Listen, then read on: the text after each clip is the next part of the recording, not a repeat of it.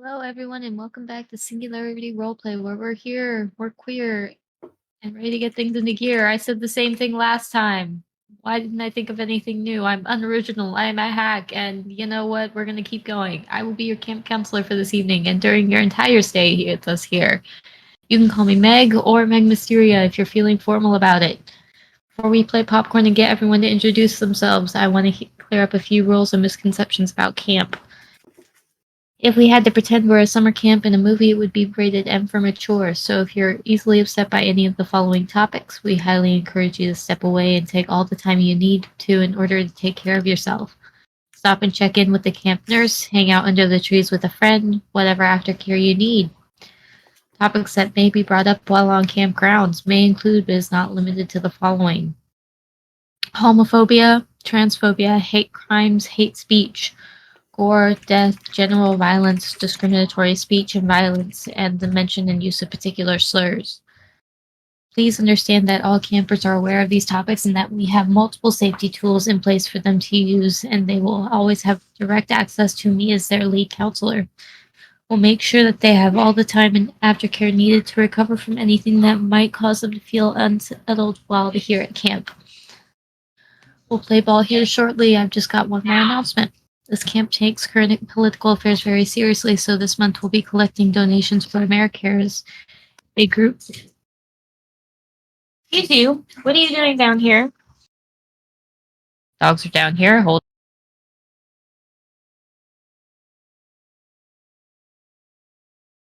Whoops. Somebody let slip the hounds of war.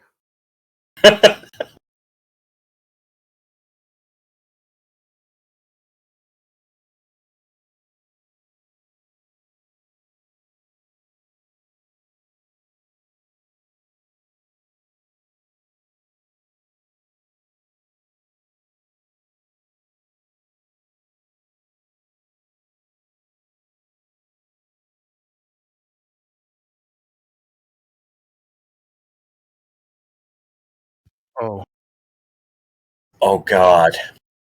What are we doing? Camp counselor fail. Save us, Meg. Scared. Wait, why are you asking Meg to save us? Meg literally designed this game to kill all of us. Like, I don't know what you're talking I did. Oh wait. You designed this camp to kill everybody here. We're okay. Carrying on. We're collecting donations for AmeriCares, a group dedicated to the relief efforts during the ongoing crisis in Gaza.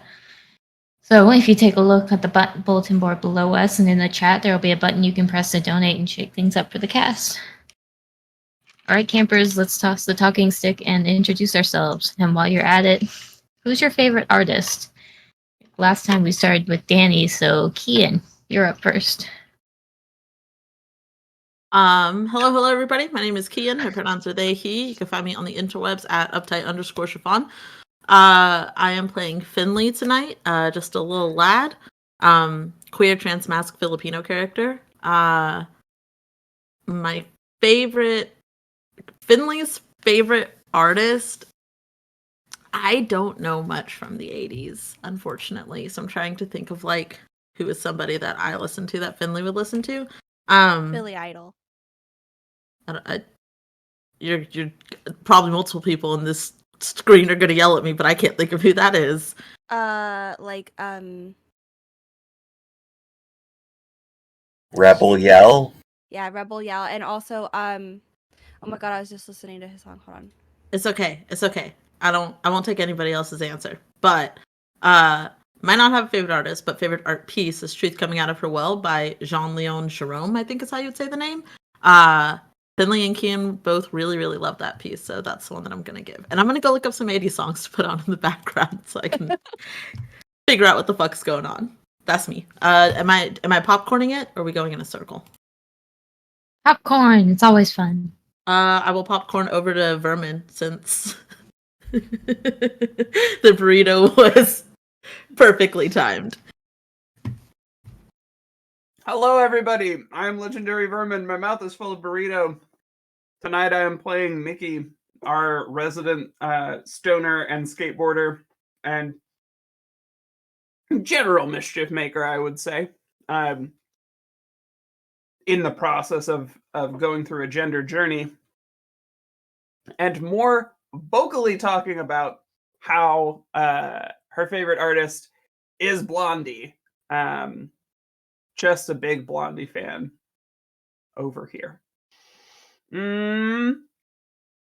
Let's popcorn it over to Sin. How did I know that was gonna happen? Hi, I'm Synthetic. You can call me Sin. I am playing Pat, just because we got the different pronouns. Mine are they, them, and Pat's are she, her. And Pat's favorite artist, like, if somebody asked her that, she would look at her jacket and then go, what the fuck do you think? Because, Pat Benatar. I think that's, Self-explanatory. yeah. And as far as who I'm going to popcorn it to, I'm gonna popcorn it to Danny. You hate me. Hi, I'm Danny. Danny's Corner. Today I'm playing Liza, our resident nurse nerd that is simply trying her best, and is maybe learning a bit about herself and slowly becoming more confident and not religiously burdened over time. Liza's favorite artist, I would say,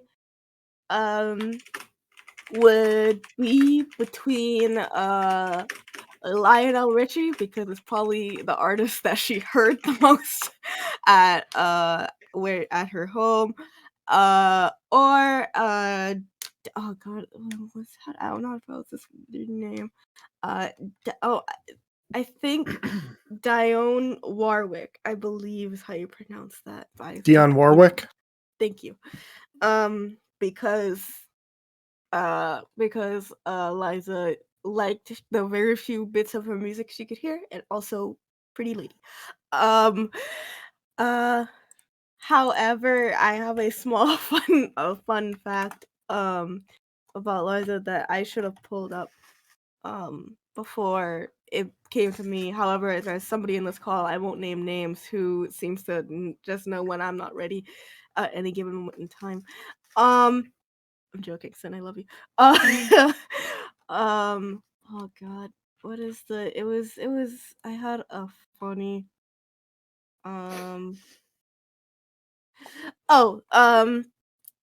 Liza's the song that Liza, as a fun fact, the song that Liza's probably heard the most and is her favorite song, just because it's the one that sticks in her head a lot, is this one Christian song that goes, Jesus loves me, this I know, for the Bible tells me so.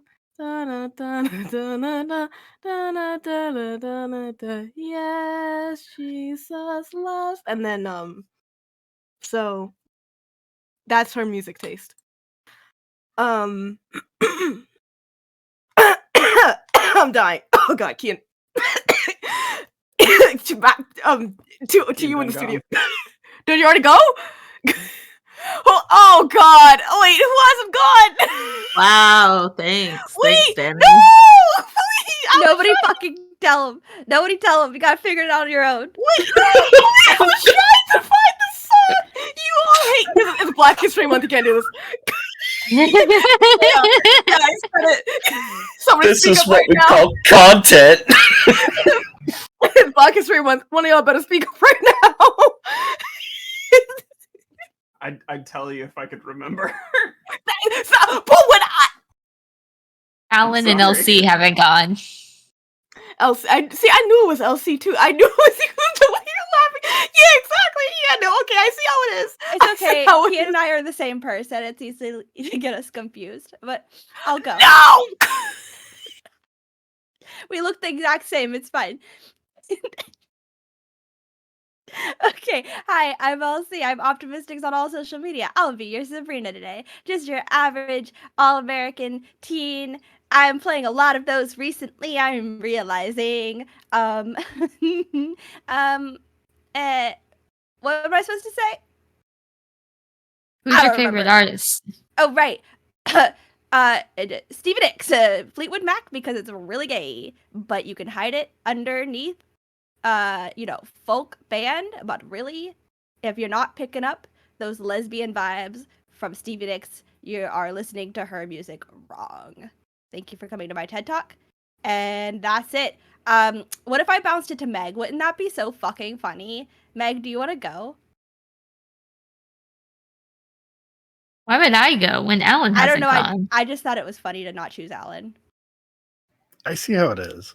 Mm. It's You it's, shot me, and I wasn't even there. You were there for it. You failed the role and you were there for it. Anyways, my name's Alan. I will be playing the lovable teddy bear named Kenny, and he has a penchant for mischief as well as art, and he really likes Black Sabbath. Also loves any paintings by Claude Monet.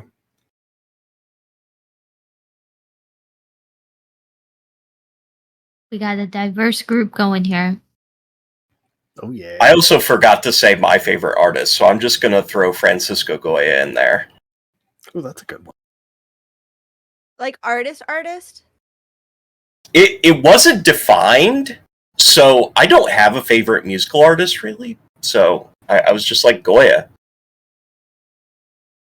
You did say Pat's, though. You said Pat Benatar. I did say Pat's. Pat's is Pat Benatar. I just didn't say mine. That's all. Were we supposed to say ours?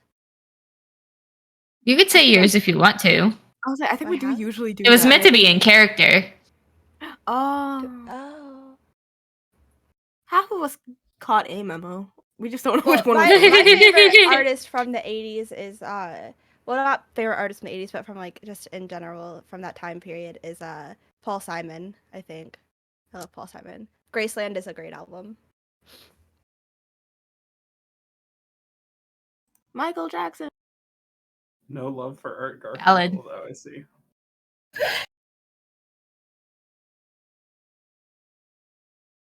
It'd be like that.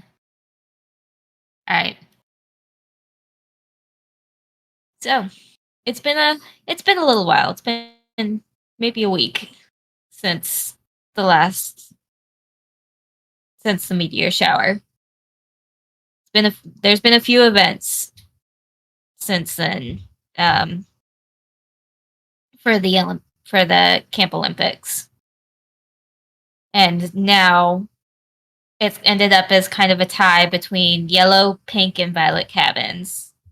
Y'all are all kind of in the top of the running, and it's come down to this is the penultimate event.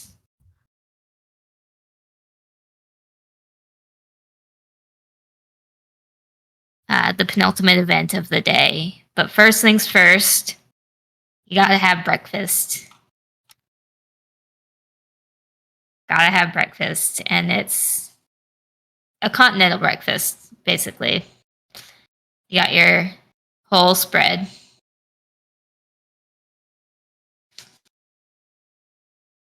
So you can do with that as you will.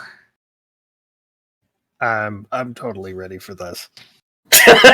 This is literally so much power to make so many food crimes. You can do whatever the fuck you want. So Kenny is going to go ahead and take a couple of waffles.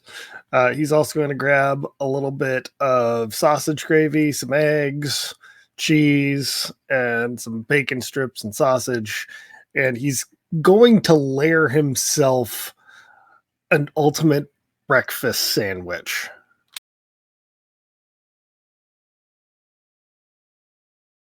And just pour a bunch of syrup on it. Oh my god.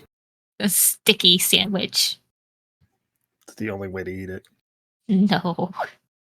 Syrup all over your hands. No. This might be the most food crime you've done since you got your cheese on someone else. Or someone else's pizza. Whoa. No. Whoa. Nothing is. Whoa. No. Whoa. Sid, whoa. Hold on. Alan's food crimes are not that big. Come on, let's not blow this out of proportion. Let's roll it back though. Can we discuss where that sentence came from? Because I'm confused. Can we talk about phrasing for a minute? Yes. Whose cheese, where, and on what? It was when we had pizzas. Who's pizza night? Really doesn't remember was- pizza night. It was on another pizza, Elsie. Yeah, It was all over a lot of You said on pizzas. someone else, not someone else. I meant someone else's pizza. There was a noun there that you left out, and it was a crucial part of that sentence. It was a very That is crucial part. very fair. And I do not defend my statement. Okay. Well, congratulations on getting your cheese on someone else then. Proud of that. I think I'm probably going to go next since I've already talked myself into a hole.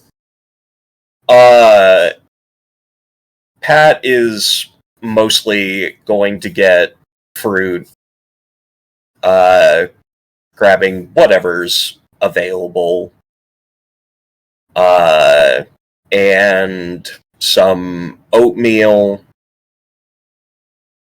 That's about it.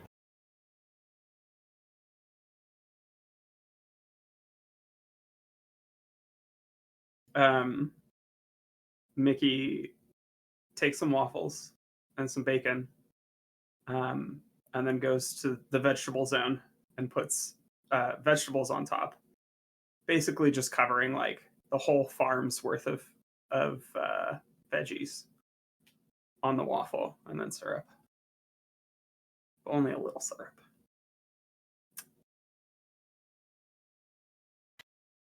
The fuck? I don't feel the need to justify myself here. Tomatoes, no. spinach, bacon, Chev, if you got it, on a waffle, incredible. It did Okay. just hit me that you said on a waffle. I will never judge you. I That will. sounds like a statement said by someone who is currently judging someone. So, Liza at the cafeteria, will, I think over time, like over the past few days, Liza has been working on, not being so like weird. Not weird isn't the word. Not being so guilty over like how much they've eaten. So they get a bowl of oatmeal, and they get like it's essentially like almost like a fruit salad with the amount of like fruit, like slice of fruit and like nuts they have in the bowl. But it's oatmeal with a bunch of different fruits and then some nuts and then some orange juice. Yeah, right? People drink oatmeal with orange juice? Yeah, okay, and orange juice.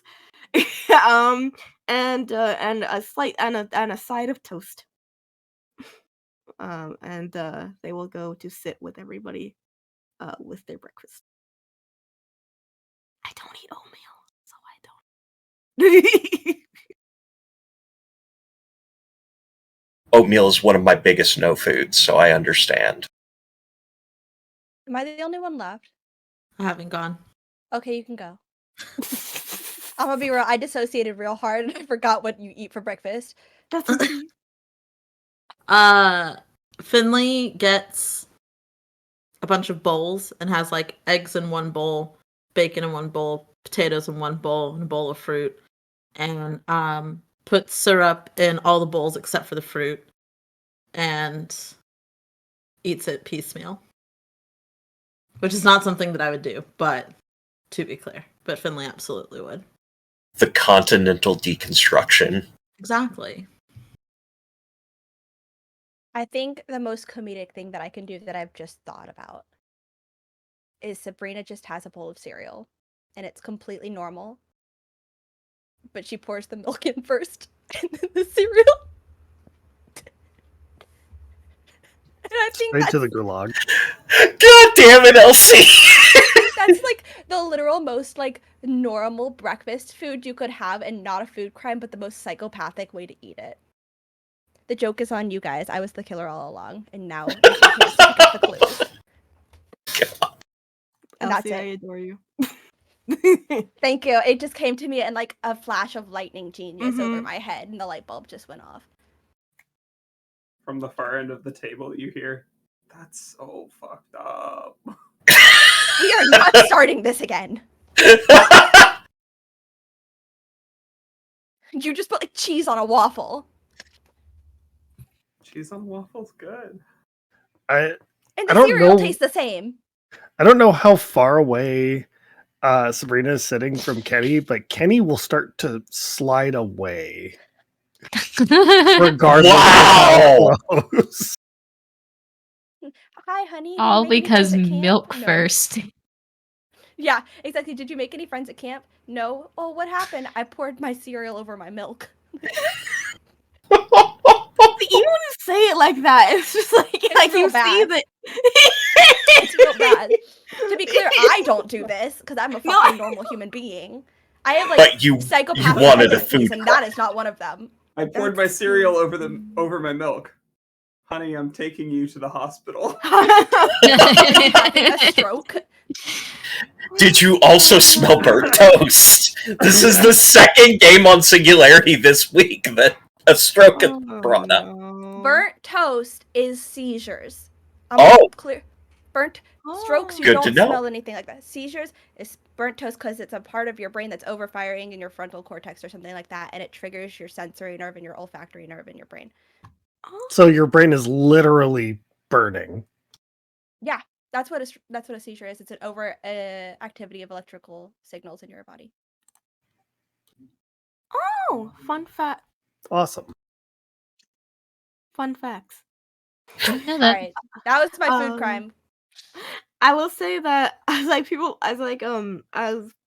conversation started happening, I think Liza like glanced around and was just sort of like, "Wait, what happened?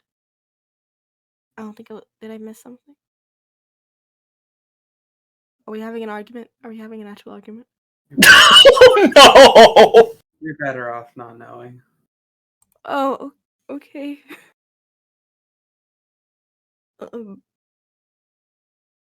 Okay. So how's everyone's morning? No? Okay. Everybody Oh. just doesn't answer. Sorry, I think at the point where it seems like Liza thinks that there's an argument going on, Pat is going to get up to go grab bacon because she forgot to get bacon, just to make it look worse. Oh Oh. no! This is a dick We're not move. having an argument. Sabrina's just being mealtime Sabrina again. Fucking weird is what Sabrina is being. Why did she leave?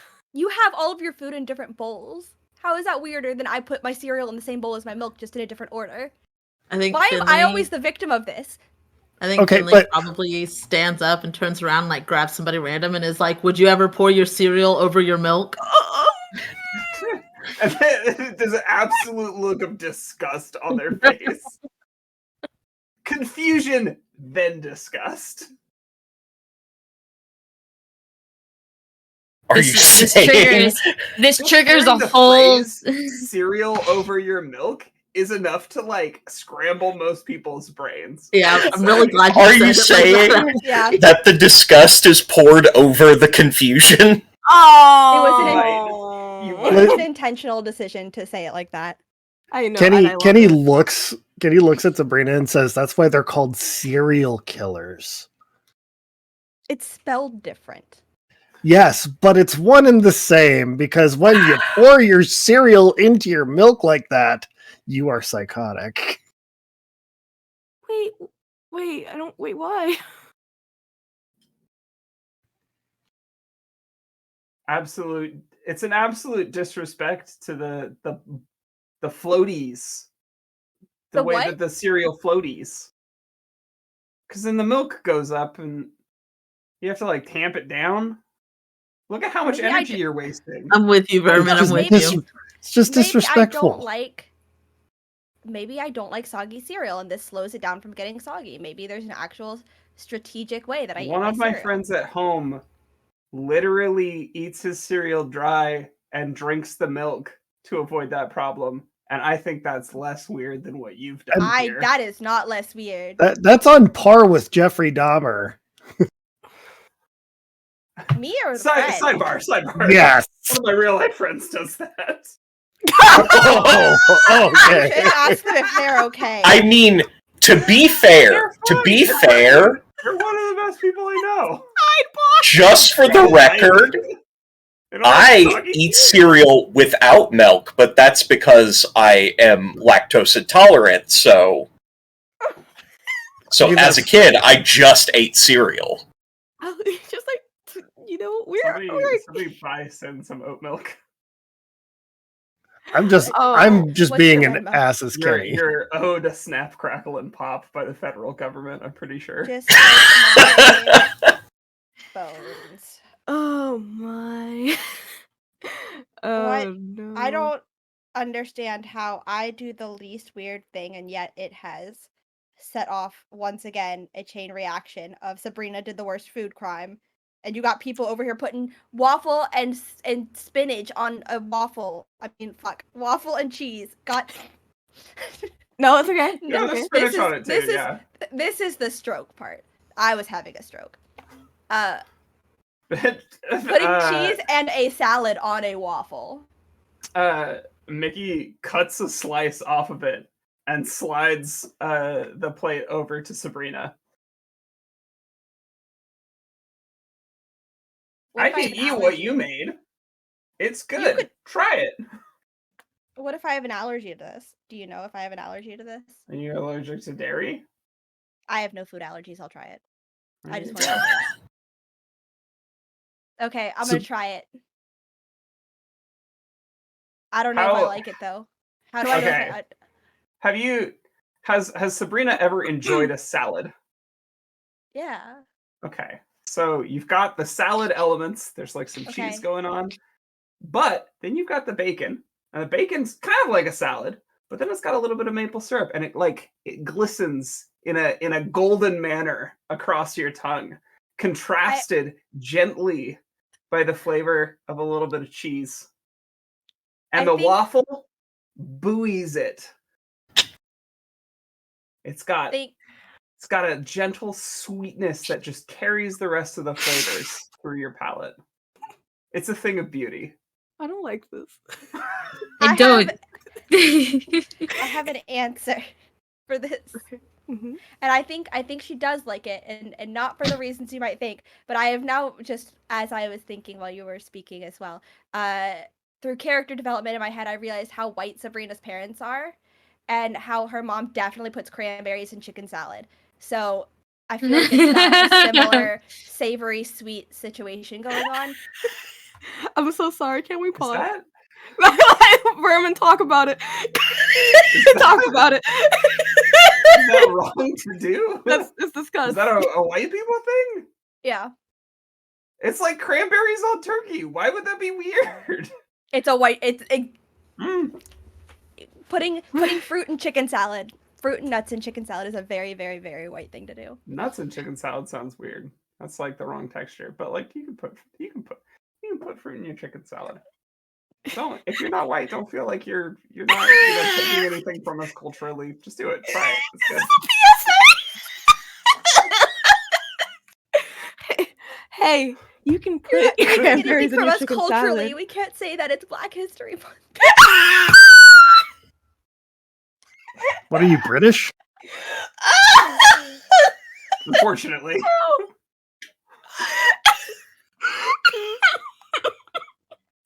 I've short circuited. Oh my lord. I'm just gonna. This show is the most Sorry. candid fucking thing. Sorry, continue. Sorry.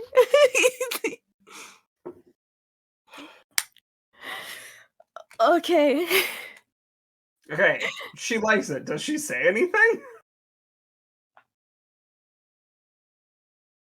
No, I think she just nods. And is like, okay, and then, but it doesn't look like a face of disgust. It's just like, all right, You get it. It makes eat more your sense weird now. waffle salad. So everything's fine now? How long have we been at camp? Many weeks, I Is think. that an in-character question? No, out of character. I think a month.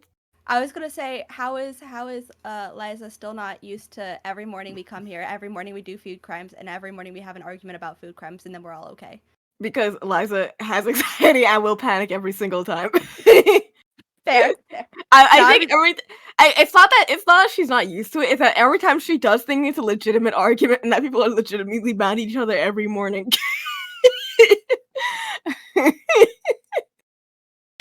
Okay, Pat is going to come back at that point. For the cinematic effect of it, Mhm. when Liza is like, are we having an argument? Everybody just turns in unison and is like, no. Oh, they hate each other. Pat just sitting back down. It will be fine. And it's like a variously gentle no. But it is in unison. Liza will just like lean over and will just be like, "Are you upset?" It's to Pat. No, okay. I think canonically, Pat has never participated in the conversation about food crimes because she feels guilty about her food choices. Oh, that's very fair. I think Liza, once they've realized the food crime section of breakfast is over, will speak up again and say, what is everybody's plans for today? I mean, I think there's things happening. I don't know if there's an event today. I usually check, but I didn't check. So I was just wondering, like, if anybody needed help with anything. Well, if there was any events, maybe I missed it. I just want to make sure I didn't miss anything because usually I'm on top of it. But I'm Mickey turns to look at Counselor Megg. Counselor Megg,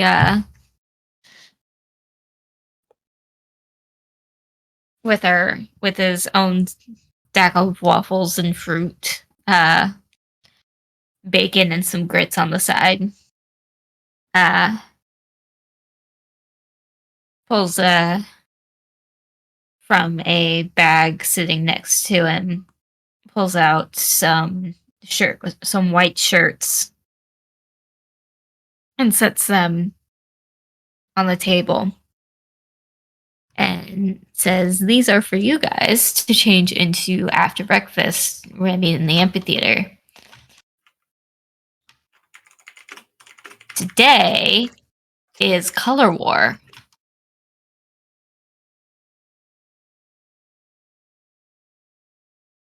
Liza raises her hand. Yes, Liza. Can I don't know what that is.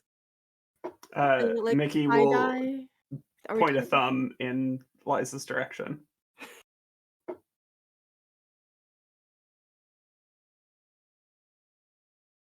So, Color War is basically we have a bunch of balloons and water guns that have basically colored water in them, and you guys are gonna run around and shoot each other and throw water balloons at each other with the colored water. And if you get hit, you're dead, quote unquote. And whoever kills the most people wins. Kenny just big grin says, "I was made for this." Because one of the sports Kenny does is baseball. And he's a pitcher. Oh my. Somebody's going to get nailed with an 80-mile-an-hour fastball. You gotta be careful because if you throw them too fast, they explode in the air. Yeah. I don't know if that's ever happened to you. It has. Oh, that's going to be bad. Kenny's going to probably knock someone out. you know what? I'm here for it. I don't think you can knock someone out with a water balloon. Anything Not can with that attitude. yeah. You can concuss yourself, like falling into water fast enough, though, can't you? Yeah. Like, I know but the wakeboarders tension do on the gotten- exterior of a water balloon doesn't hold enough like force. No, but the before solid mass rupturing. that's inside of it crashing on you does. All right. Well, I think what Elsie is saying is that the amount of force necessary to concuss someone may significantly exceed the water balloon's tolerances. There we go. The spread of the force is going to be too little to concuss someone before it ruptures, and all that force is dispersed on the tension of the outside of the water balloon, and the water inside coming to a complete stop is not hard enough to concuss you. I don't know. Well, Kenny's gonna try. God. Are you going to concuss yourself? No, You know what? somebody else. Don't Full answer. reversal. Don't answer that because the number of times Kenny Nocturnal has gotten 7 himself says you can injured in this definitely do it. series. Who? Our friend in chat. Oh, I don't Knox. Oh. It's a friend of mine in chat. Thanks, Well, Knox. a friend of ours, because Danny. Show me the up-to-date article on water balloon concussions. Actually, I'm gonna look over the ICD-10 code. Continue on. Oh my. Liza looks horrified. You see, like over time, like the description of it, it was just sort of like more and more. You see Liza's eyes just widen, and then they just like tense up more and more. And I just sort of look around. Counselor. What's up, Liza? Okay. I mean, I have a question. Thank you. Sorry.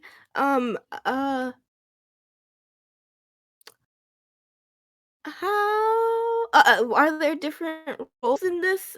Could somebody be a balloon supplier on the side? I mean, you guys can kind of coordinate and strategize how you want to. So you can figure out roles amongst yourselves. I'll be kind of manning the reload station by the cabin. Oh, okay. So just to confirm, it's a game where people shoot at each other and throw water balloons at each other. Yeah, it's a squirt gun fight. Sounds like. Yep, pretty much. And we're like it's just colored water. Mm-hmm. Yep. Yeah, and where is it gonna? I mean, if I can. Oh wow, I'm asking a lot of questions. It's can I? Where is it gonna take? Is it just like the entire The court, entire campgrounds. entire campground, including like the woods? Yep. Has Liza gone into the woods since the race?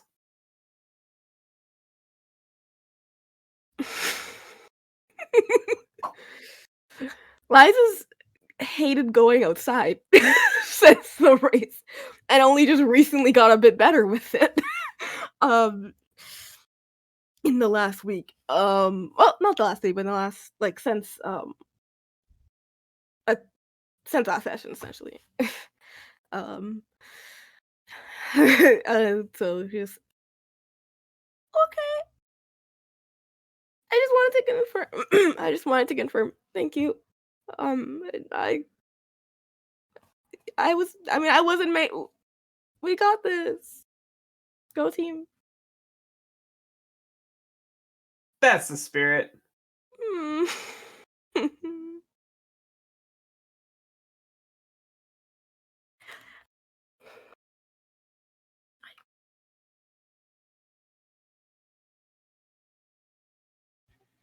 Liza, if it helps, stand behind me.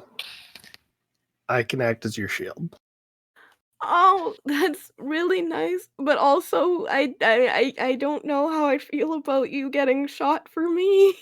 I don't. It's just. I mean, it's very nice. I don't want to say that's a bad gesture. I just mean the visual of it in my mind. Is um Are your um. wrists in good enough shape to throw things right now? I mean, they got the casts off. Okay. I'm doing hand workouts. I mean, it's sore. I. Mickey doesn't ask that question. If the cast is off, it's fine. Pat is just sitting there realizing why she has not brought up the fact that she would protect Liza because of this exact conversation. Here, let me act it out for you. And then Kenny is just gonna like clutch his chest and start fake dying right there in front of you. Oh, I don't like it. Oh, wow, you're so good at it. And then he's just gonna pop his head up. He's like, "See, no, I'm fine. It's fine. Don't worry about it." Yeah, that helped a lot. Thank you. I thank you, and I appreciate you. Um, um, and I'm What? glad we all have the Oh, you did it again. Okay. You don't have to anymore. Just so. I mean, you can do whatever you want. You can do whatever you want. I don't want to interrupt you. I'm just saying I understand and I appreciate it. And if the time comes and it feels like it's a necessity for me to do, I will do it. Wait, I mean, you. I mean, so what? Do we need a plan? Has anyone played Color War before? Maybe we talk about that part. You do realize it's not like any of us are going to die or something, right? I know that. I know because it's not actual guns. Because why would it be actual guns? I mean, just why would there be any potential of a shot being heard and then nobody knowing if it was an actual gun or not in this camp? I mean, that would never happen. Sin just raising the death flags for their character. You hate me. It would never happen. Listen, I was already shot and I'm fine. I'm sure whatever dumb townies did that, they're back at home, sucking their thumbs under their mama's roof, Let me at him. doing whatever dumb shit townies do. Listen, Liza, if it helps we're all gonna die of fun. God, I thought you were going Sylvia Plath there for a second, and I was like, what the fuck, Alan? I really did think that was the end of that sentence. I think Liza just nods and just keeps nodding. It doesn't say another word, she just keeps nodding. But let me rephrase that. We're all gonna die. Just have some fun. That better? No? It's a little grim. You know what? I'm gonna go back to my waffle sandwich thing. So has anyone played Color War before? No. Or at least I haven't. This is the first summer camp I've been to. Same. Why are we whispering?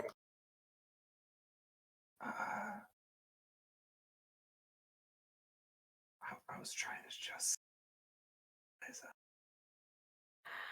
But yeah, I've not been to a summer camp before. Color War is just like capture the flag, but you have added elements of water. It's just a team sport. Wait, Meg, is there going to be a flag? Do you have to have the flag again? No. It's a team sport, though. You go against another team, you have an objective, and you want to have less or more color than the other one. I don't remember what the other. I think it's less. You want to hit the other team more. Okay. Oh, hey, are we purple team? Yes. Okay, what we need to do is we need to get red team and blue team in the same spot. Wait, no, we need to get other teams shot by red team and blue team at the same time, so it looks like we did it. That's not a bad That's the idea. That's strat. pretty smart. That's actually a really good idea. I'm full of them. Mickey, the like quintessential work smarter, not harder. I'm full of them. Mickey, in the show version of this, we flash back to like 6 different times Mickey has had a genuinely awful idea.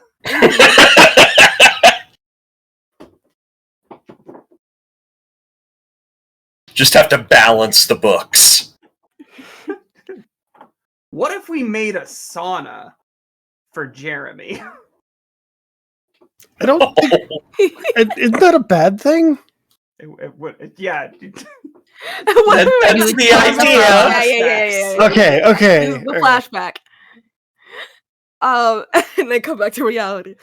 What about Finley? Have you ever?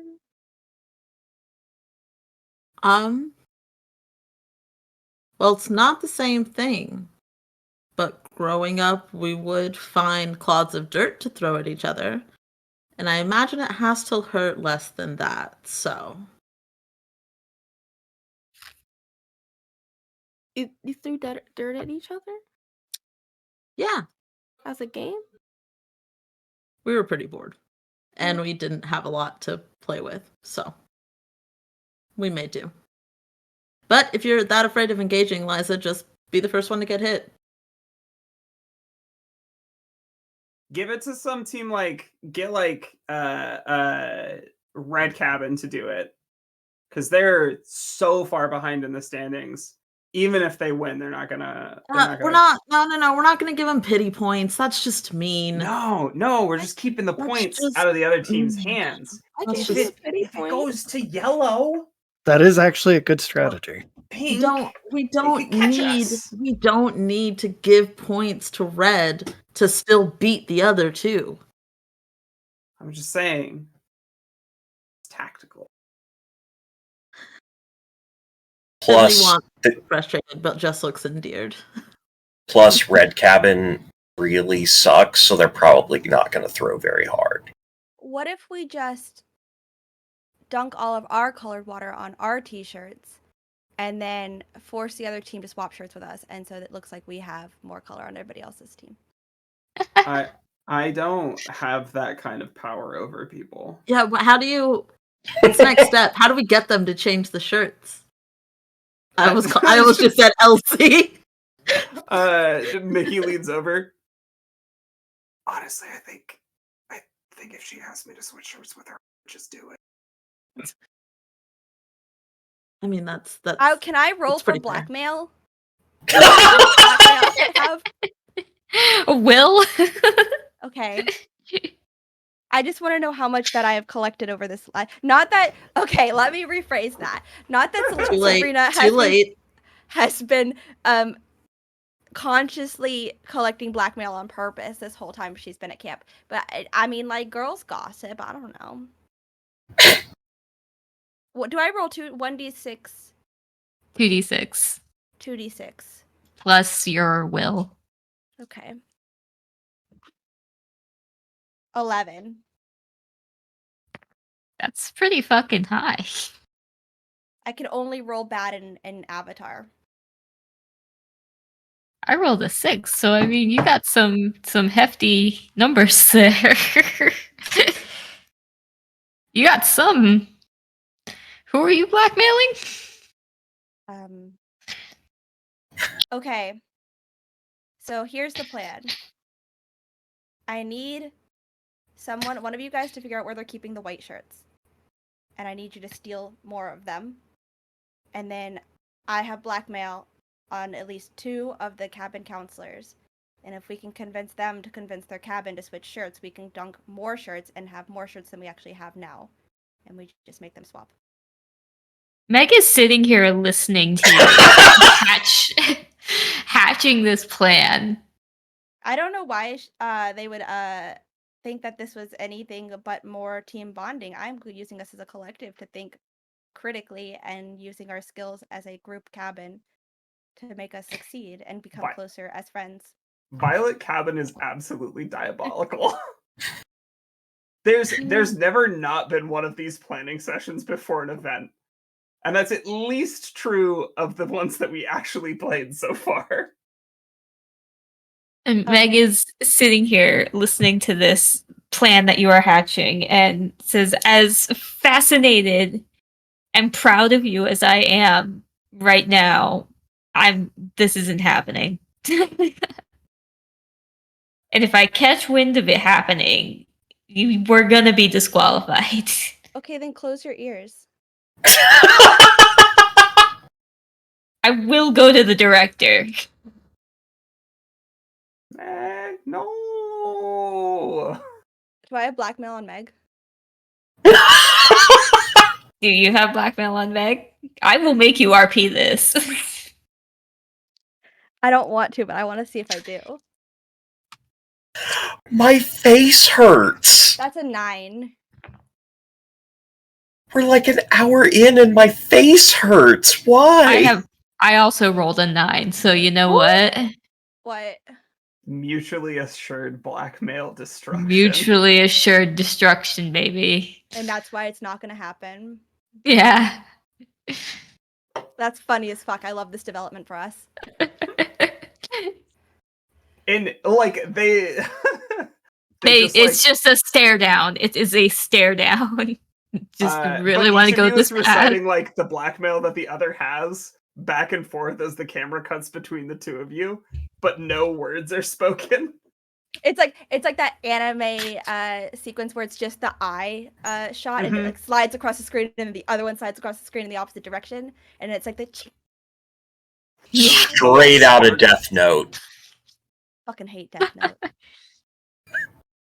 Had the same vibe as Hannibal in season 3.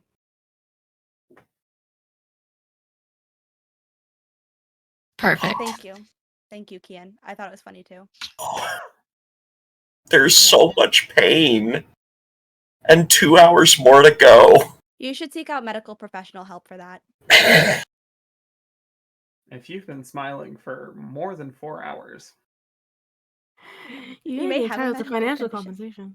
compensation. Mesothelioma. You or a family member. Call 1-877 something. All right. 877, your mom. That'd be a real phone number too. We got the right number of letters and everything. So, after your plan is being shot down,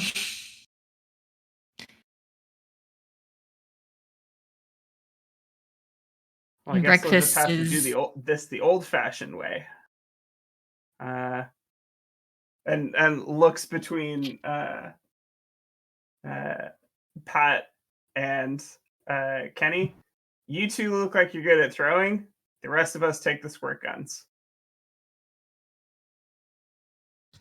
I can make it happen, Captain. Wait. Hold on. And rounds on Sabrina. You play softball. Sure do.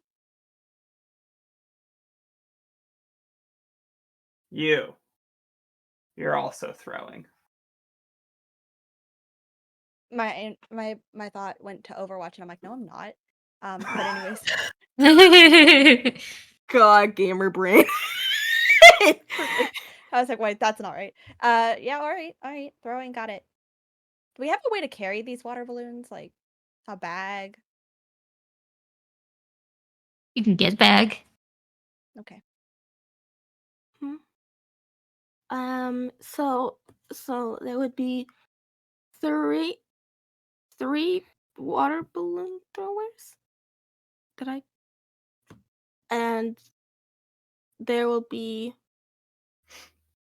2 people shooting, and I can hold towels. After you get shot. Is that the best thing I can do for the team? I mean, I've seen you run real fast to get out of sporting events, so you could like carry the water balloons if we got the backpack setup going, I could do that. I could do that. Yeah. and then we could like wedge you between two people so that they're like they can reach Yeah. the water balloons and you can hide. I can do that. I'll do that. You should I at guess I'll least do have that. like pistol on you though.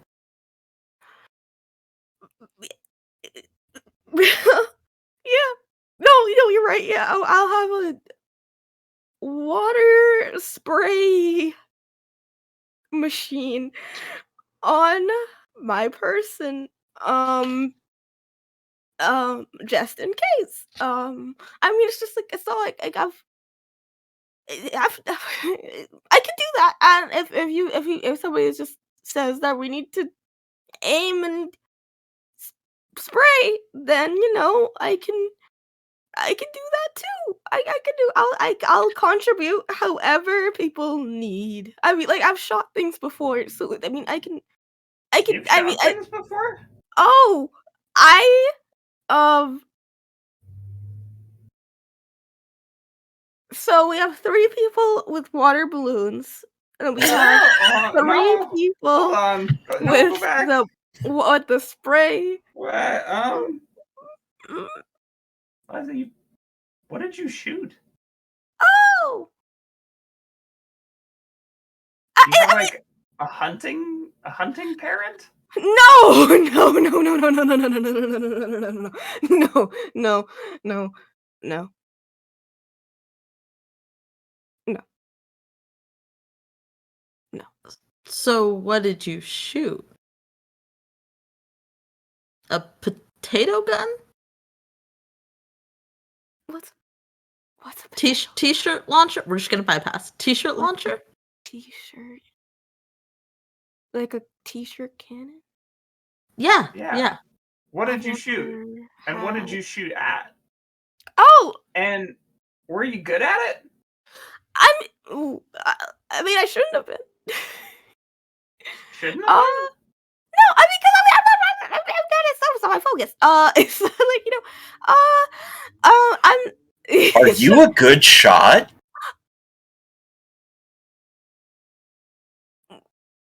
If I Okay, we're settling this. You're coming to BB Okay. guns. We got what? We got morning break before color war, right? Yeah, you'll get time to change before we get called everyone to the amphitheater. Gotta We're figure gonna out see those Liza strats. shoot. I mean, I feel like we've done like that's like there's a part. This don't monologue have to. continues until the camera pulls out and Yeah. we are at the BB gun range. Live still going. Mickey is Feel like putting oh, the BB gun out. well, it's grabs just the like we BBs. have different there's different like resources Safety that I goggles. wouldn't want to thank you. There's different resources that I wouldn't Who want else to is here? use. Kenny would have showed up. Oh, Pat Goodness, has to Dan. see this. Yeah, we're passing out the safety goggles. Mickey says, calls out like, guns down, person on the field, and then like stacks up cans, and then goes back. I just that's only so little time we have, and I mean I know I've repeated that point a lot, but I'm trying to really make sure I get the point across, and I don't want to have to take too much Gently time. puts And then thank the you. gun I just into the don't crook of take- Liza's arm. I just don't want. All right. Wait, Mickey, you have range experience? This was like the coolest place to come here when I didn't know any of you. You're so awesome. Hold on. No. Like Mickey picked all of this stuff up at camp. Mickey's never been at camp. Mickey's never Oh. shot an actual gun. Yeah. This is just like what you're taught to do at camp.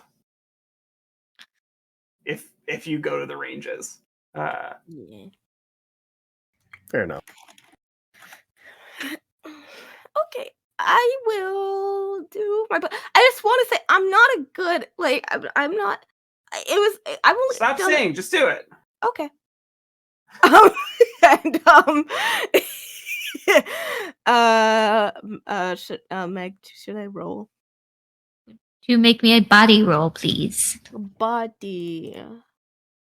Okay. Where is I- okay?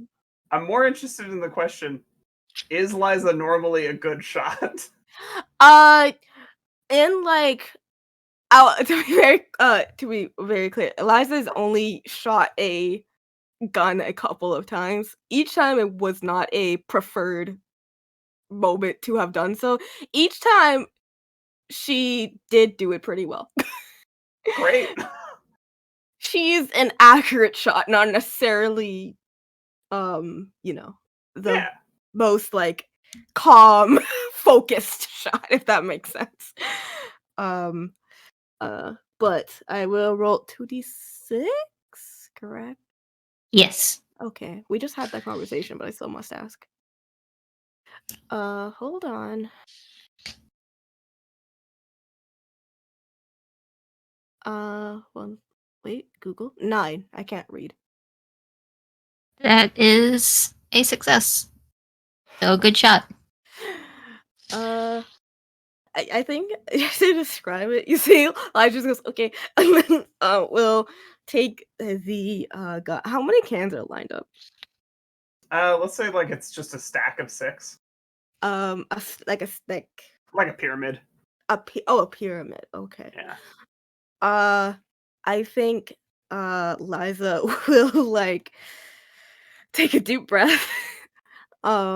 And then I think like she takes a second and then she like glances over at the group. And I think in her mind, she's just like, okay. Oh, don't embarrass yourself. And then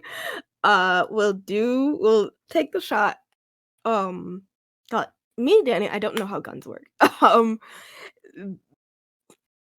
Liza, With an air rifle, you probably have to like pump it twice, Mhm. and then usually you have to like load a BB. okay.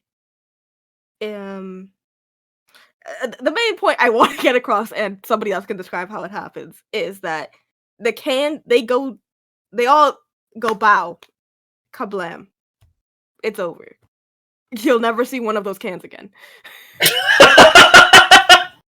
So it's one of the bottom corner cans gets shot, but it gets shot in such a way that it falls, and then the top cans fall, and then they push the other cans over. And Yeah. there's like in 2 shots, all 6 cans are down. Yeah, thank you. It's like that. And so Liza will do that. And then put the gun down.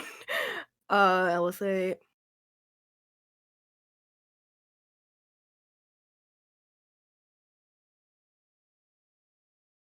That was really cool.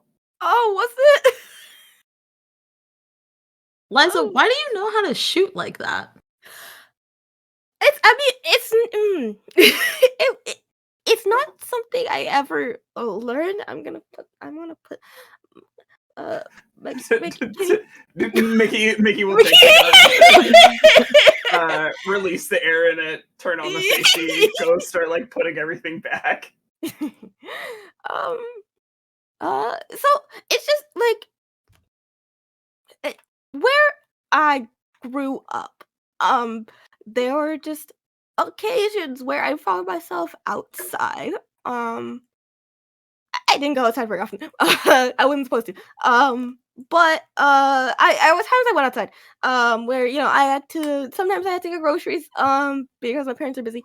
Sometimes I just wanted fresh air, so I'd go for a walk. I'm supposed to, I went outside, when we had to travel or do things like And sometimes on a walk, you go places you're not supposed to go to on a walk, and you don't know you're not supposed to go there because nobody tells you you're not supposed to go there because my parents don't want me to go outside, and so they don't tell me don't go to these places because the places I'm not supposed to go to is the entire outside. But I mean, when it's sort of like you're sitting at home. Oh wow, that's too much information. Actually, we can skip that part.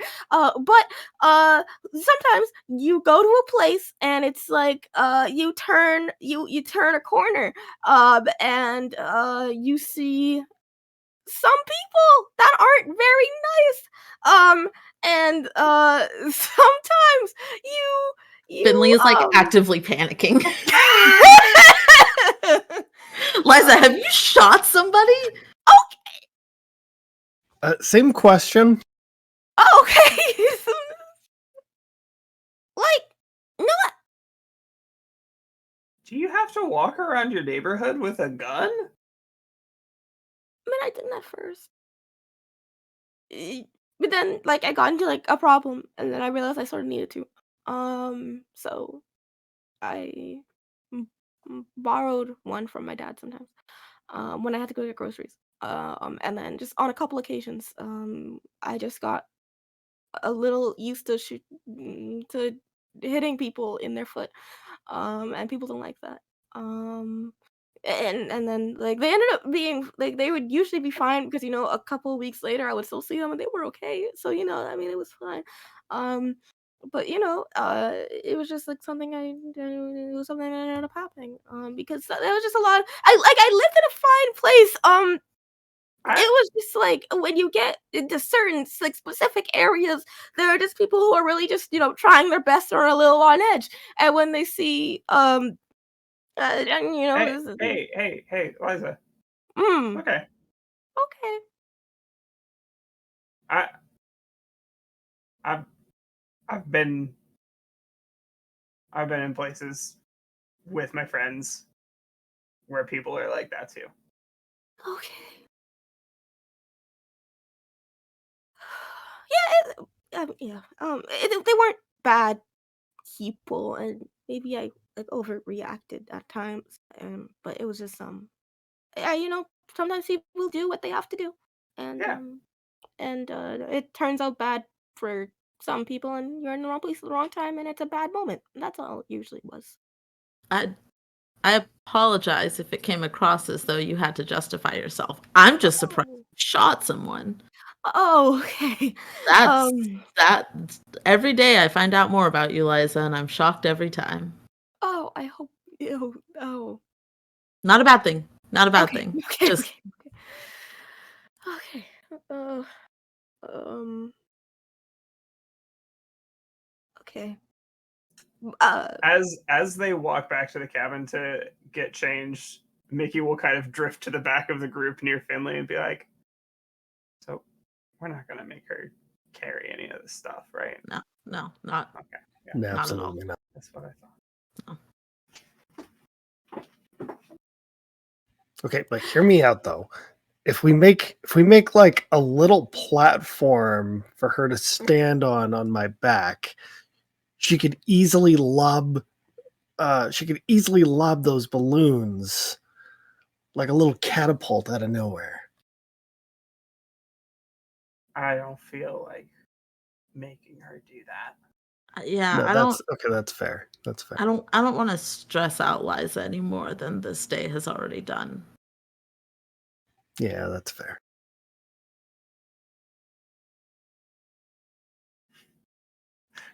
Group solidarity around keeping Liza emotionally safe. Protect the cinnamon roll. Everyone started walking slower. What happened? We just closed ranks automatically. Mickey jogs back up.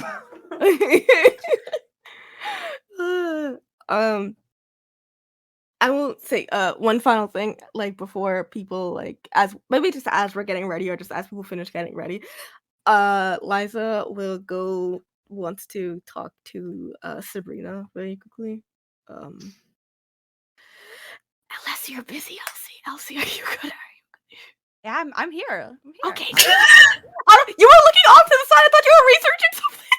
I have two screens to look at.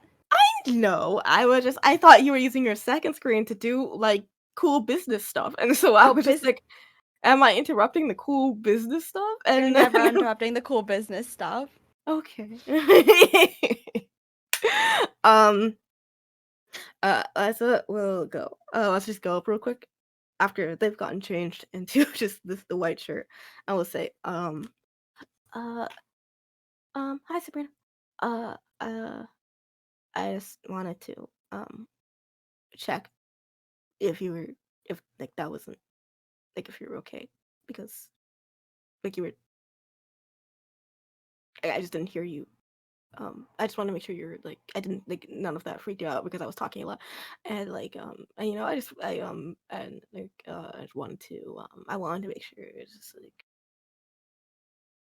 it was It's a surprise. I would say it's a surprise, but I wouldn't say I'm freaked out. Honestly, I think this makes a lot more sense about a lot of things about you now. It explains a lot more. I think surprising, yes. okay. In some ways, unsurprising in others. I don't think you're going to use that skill on me. I hope you're not. Like I don't. No, I wouldn't. Well, you came to me and you were asking if I was freaked out. And I'm not freaked out, but I didn't know if there was another reason I should be freaked out. Like if there was a warning sign there I'm missing. No. I was You checking know- like because I was worried. No, because I just like everybody was so okay with it, but the notes were just like I didn't hear like if you were okay with it, or if you're okay with anything that was happening, or if you had any other input on like sort of plans that you wanted to give for the entire group as a whole. So and I just wanted to make sure that you were okay and that because you are an important part of our cabin. And I wanted to check on you.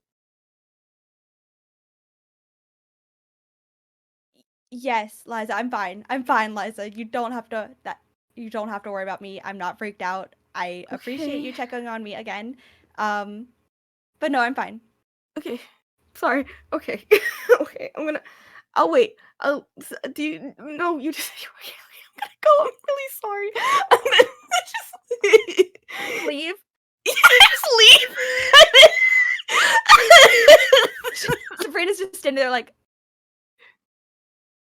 okay, sure. You know what? Okay. Typical Liza.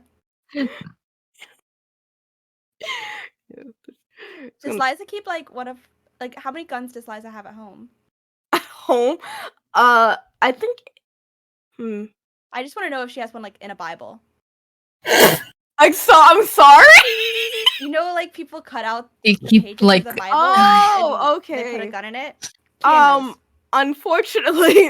Unfortunately not, because Liza herself doesn't own any. The ones that she would use were her dad's, and that she would borrow those, like borrow one, which is what was happening. Wait, hold on. Her dad didn't know that she was taking guns and firing them.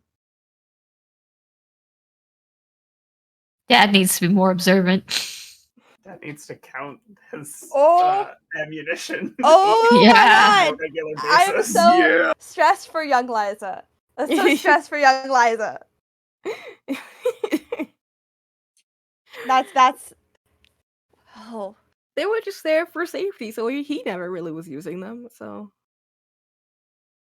they were just too easily accessible. And he just wasn't home as much as he should have been to see when they were gone. God, that's the most 80s thing I've ever heard. It really. Yep. You know what? That's fair. That is fair. I did not include that in my calculation. But yeah, I will just like sit outside the cabin and wait.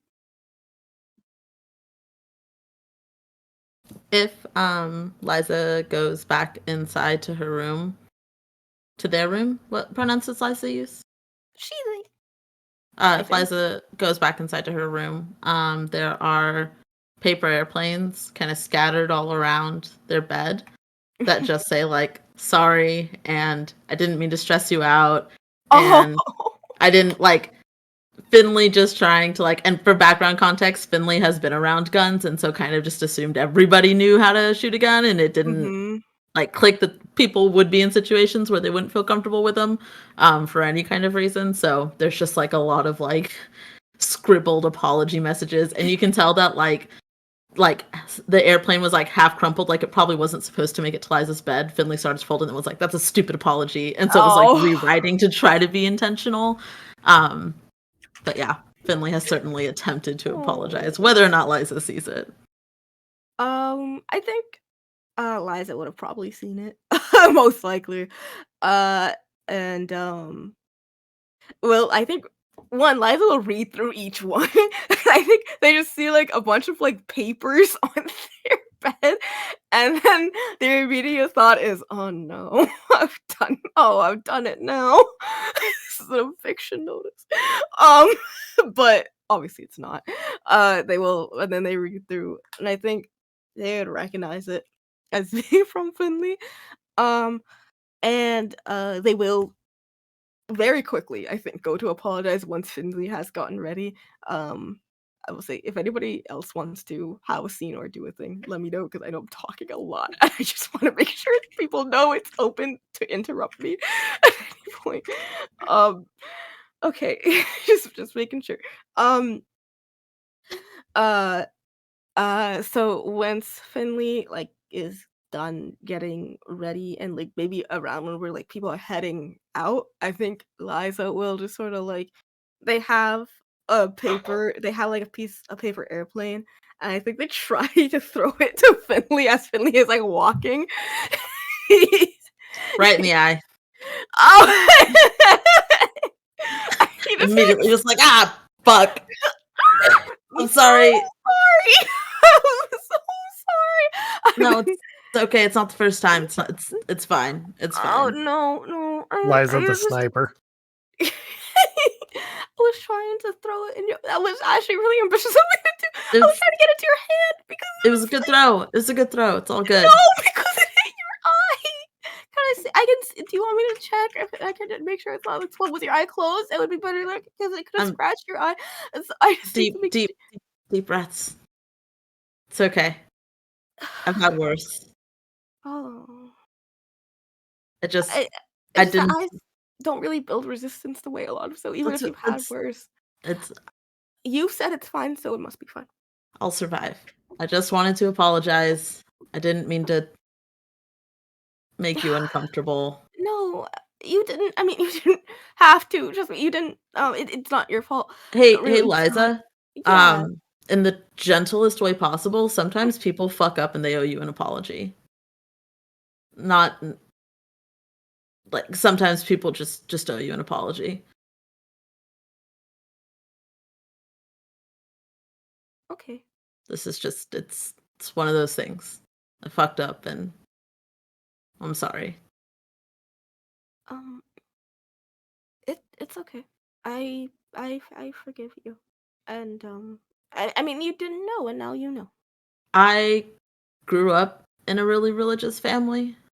And I know how easy it is to kind of throw around forgiveness like that because you feel like you have to forgive people.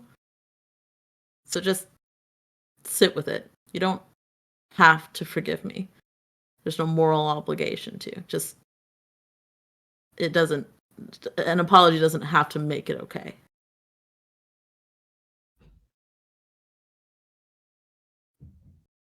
Okay. And besides, you see how I destroy Bibles. I mean, you forgiving me is probably not going to get me out of hell at this point. So probably a poor joke to make to you. I'm sorry. No, it's no. This is I mean, I think there was a part of me that thought it was funny. okay. Progress. You should. Has Liza already gotten changed? Yeah, let's already changed. Okay. Finley will kind of just throw their arm, like kind of turn Liza around and throw their arm over Liza's shoulder if they're okay with that. Yeah. And kind of just steer him over and starts talking about some random shit, try to break the tension. Finley's an anxious talker, so just starts going on about some random shit. Mm-hmm. Whatever Yeah, it is, well- Liza's intrigued. They're It's, invested. it's probably about Jeremy. There's probably some weird shit going on with Jeremy. Jeremy's in the pocket. Jeremy's in the front pocket of Finley's overalls. Mhm. So Finley is probably saying some random story about it, but we'll head over to the amphitheater to gather with everybody for the color war.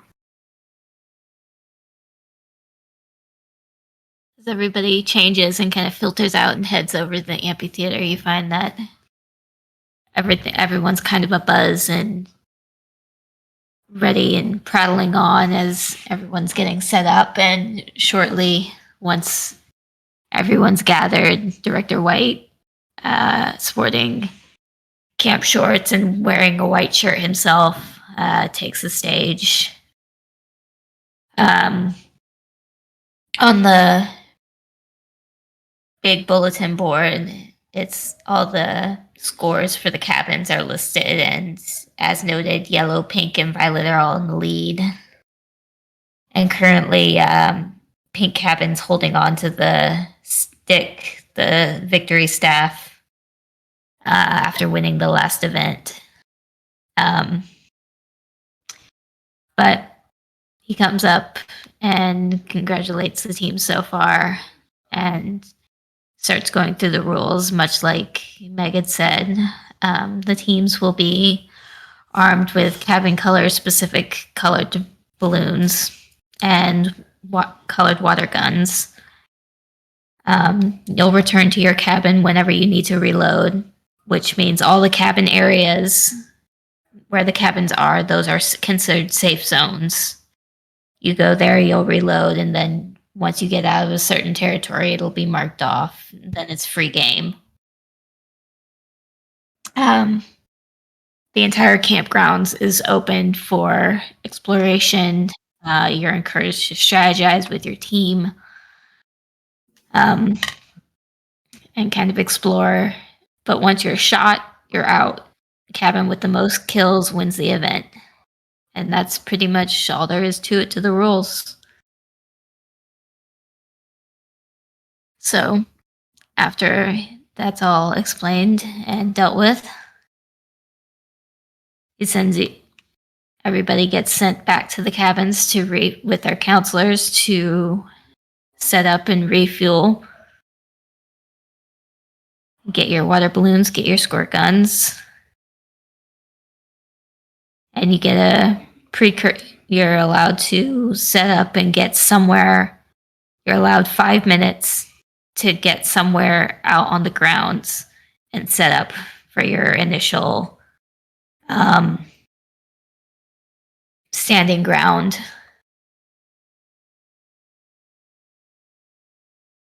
Before the bell rings to start the games. Do we have to stay as a group, or are we allowed to post up wherever we want? You can post up where you want. So you can separate if you want to. Play the game how you want. So just to clarify, am I allowed to go like full Rambo, like guerrilla warfare here?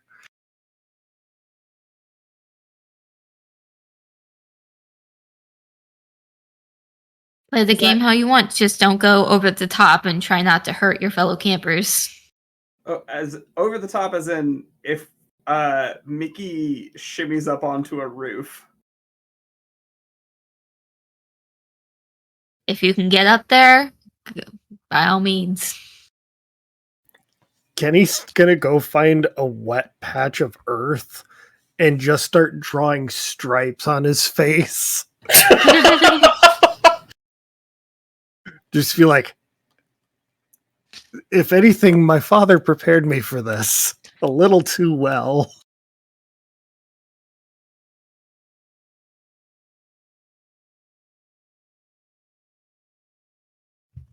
Teddy Bear to Teddy Rambo. Yes. Finley's gonna go find a spot on the tree line near the forest. Are these climbing trees? Did we establish that? Are these oaks or are these like pine trees? There's a mixture of oak and pine. I'll find a decent sized oak tree then and climb up a little bit. and hang out with my little water gun. I think as far as getting onto a roof, Pat would probably offer Mickey help. Like a boosty? Yeah. Yeah. I get boosted. Giving Mickey uppies. The callback! Yes.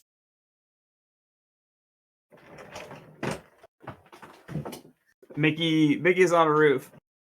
Oh, but how do we get you up here? I got a plan. You got it, Captain.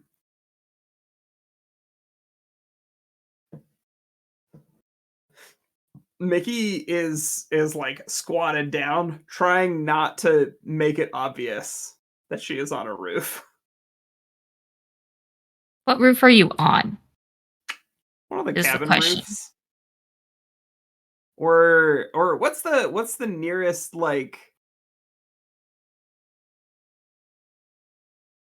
Mickey would pick something that is like slightly out of the way, so that people don't all realize that she's up there at the same time, but like likely to see people run through. So yeah, probably a cabin. You can't be on one of the like one of the barracks cabins. You can't be on one of those because those are considered safe zones. So you could be on like Oh. yeah. So you could be on like a storage cabin or one of the like the art cabin or one of Yeah, the the arts and crafts cabin. okay. What, somewhere relatively close to like a spigot where people might go to refill. Or like, yeah. Okay. Mickey will make her masterpiece. Damn, that was gonna be my idea. Was to go somewhere where people are gonna go refill. Fuck. Gotta figure out where I'm gonna go now. Is there like a base area? Like for other cabins, like one that has some secluded areas for hiding, but it's where people are like making their rendezvous point, I guess? Or is it just like everybody scatter? As far as rendezvous points,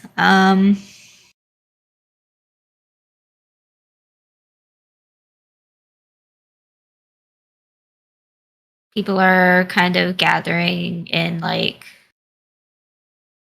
places in the tree line or the woods. There's gatherings at like different cabin, like mess hall or other cabin locations. Not I have an idea. not the barrack cabins, but I know I am a throwing person, but I would like to also rig up a bucket and pop a bunch of water balloons and make a tripwire over one of like the post banister thingies so that it'll dump just water on people's head, full Parent Trap. Yes. That's so good. I like it. I like it. I love the Parent Trap so much, guys. I love it. Gotta do my homage. Just prop it on on the top of a door frame, Yeah. so when it opens, Yeah. And I guess I've like emptied out like a squirt gun that I had or something, like a Nerf whatever super soaker into it. Maybe pop some of the balloons in there that I had with me. Enough to dump on several people in one go. I like it.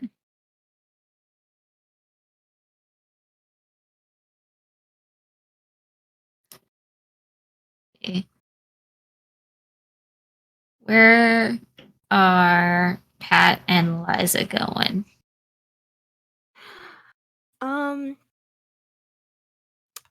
Truly, I think Liza was just like it's between like following it's sort of following Pat right now. I think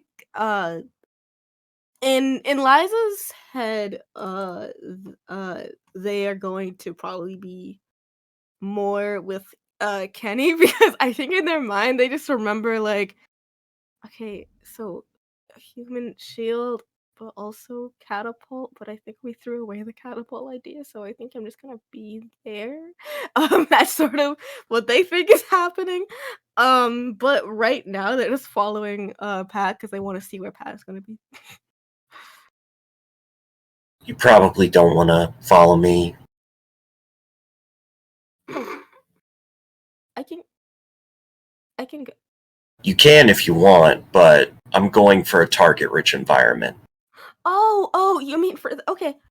Like a strategy don't follow. Okay.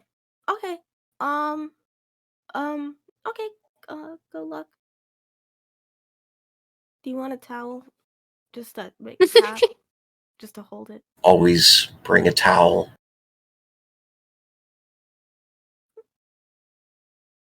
Okay. I can't not say that. I'm sorry. I think I'm contractually obligated. Contractually. You just hear Kenny humming the theme to Funky Town.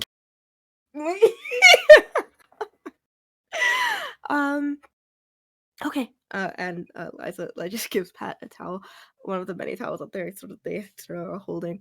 And we'll say, I'm probably going to be with Kenny or around Kenny for most of everything. If I'm not, if I don't lose in the first 10 seconds, I'll try to not, just so that our team has more of a chance.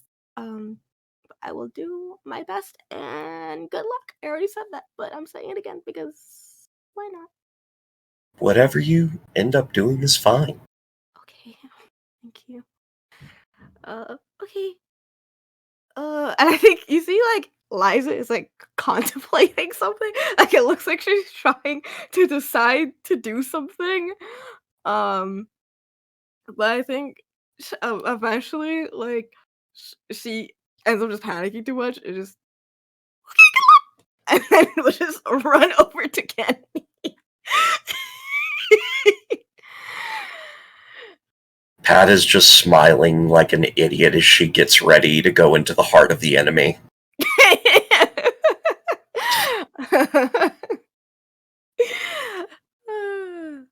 As you pass, like Kenny's in like hidden in some like brush and some trees. And he's like, Mhm. all right, Liza, you gotta stay low. Mhm. And as soon as you see Pat run past this way, it probably means that they're bringing people with her. So we got to wait until they pass and then we get them from behind. Oh, okay. You will do that. I have a water balloon. I believe in you. Okay, I believe in you too. We're gonna do great.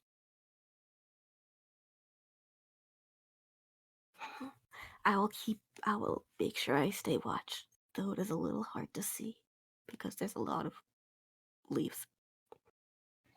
It's okay. Just keep your head down. Try and stay under everybody's eyesight.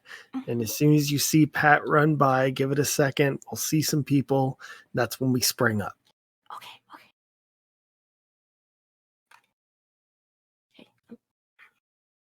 Okay. And as you all settle into your individual hiding places and strategies, your 5 minutes are up. And you hear more so in the distance as Director White shouts, "All right, time's up. Ready? Steady. Begin." And there's the sound of a bell clattering, ringing vigorously and cheering from the counselors as color war begins. I think we're gonna take a few minutes and go on break.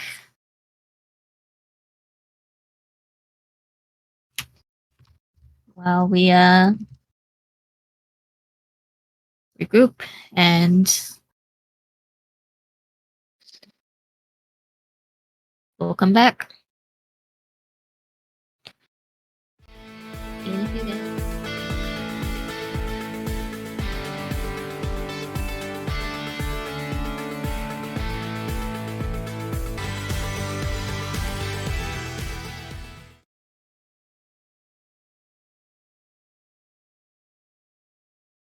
All right. And we're back. Hello, everybody. Last we left off, the bell had rung and color war has begun. Now, everybody, all the campers are running around, armed with water balloons filled with paint and water guns, also filled with paint color corresponding to their cabins, looking to hunt down and splatter paint all over any campers of opposing cabins so that they can win in this war. Our campers here for Violet Cabin have found some creative ways to set traps or gain the upper hand over their fellow campers. So let's see if they're succeeding. As That's me. I'm just going for the bully strategy. well, let's start with that. Is you're deciding to just run into the fray. Basically, like I'm going for the position that is close to the ring, but toward the areas where I know the least athletic campers are going to be. Just take them out quick. Least athletic is probably going to be more in central camp, where they're going to be closer to the cabins to refuel. Fair. But on the edge of the refueling station, basically like patrolling that perimeter if there's not a specific space I can be at. Yes, I will spawn camp. Do it. Pat would be fucking toxic. Toxic gamer Pat.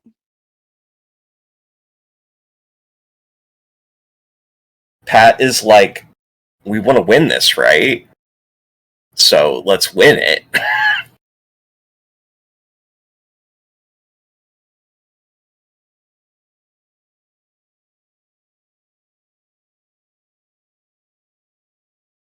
Was that said to me? Like, I or was it? I don't know. I no, thought you were just like, in that general. Was the vibe. Okay. That's my just the bad. vibe. I thought you were like saying the vibe, and then I realized like that could have been something that was said out loud. No, Like, no. Where are we all on this camp or this campground spatially? And I couldn't By and remember where large, everybody we're was. split up. That's okay. That's what I Yeah. thought, and I was like, did I Understanding. just like dissociate that hard that I just forgot? No. That? Which you know, I was basically put it just past waiting for Meg to tell me what to roll. That's all. Oh, that's fair. That's fair. And large. So you're essentially patrolling the edge of the camps, the cabins, which means that Kenny and Liza aren't that far off. They're essentially watching you to see if you run by to bring others near. Which there's a couple of other campers that, noticing that you're not really leaving that zone, a couple of campers from Yellow Cabin get really bold and decide where they're going to try to take you out. Oh, let's go.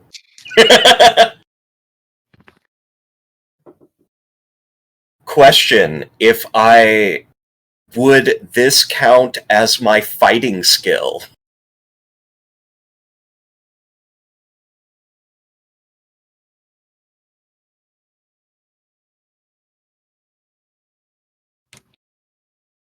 Long drink to think.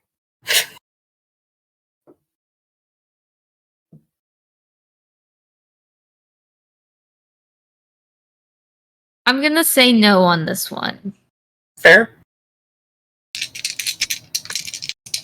Because I consider your fighting skill more of like a melee thing. That's fair. Still got a 10. And I got an 8, so they did not succeed in trying to take you down. I just imagine Pat doing like a thing where she's dodging out of the way of the balloons, and then when they're out and turn to run back to get refilled, that's when she strikes.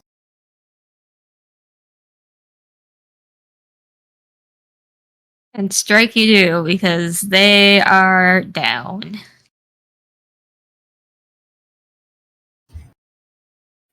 And have to walk back to their cabin with their tails between their legs.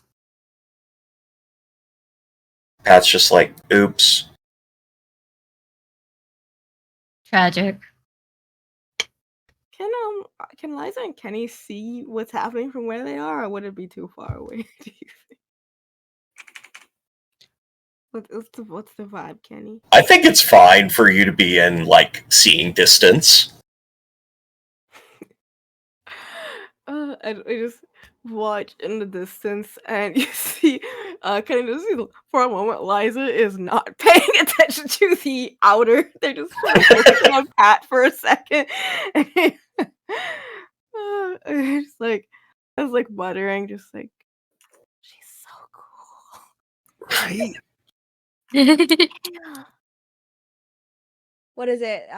Is it Waku Waku that Anya says in the? Waka waka. Oh, so quiet. I love her so much. She's so cute.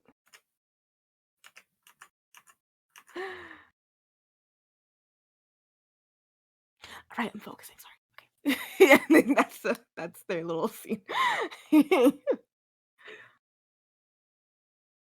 Alright, Sin, Popcorn, pick who's going next. I want to find out what's happening with Sabrina's trap. Yeah. All right. Well, this is where my rolls are gonna fail me, Meg. What do I do? Who's around me? So you've set up your water bucket over a doorway. Let's say probably the mess hall be the bigger.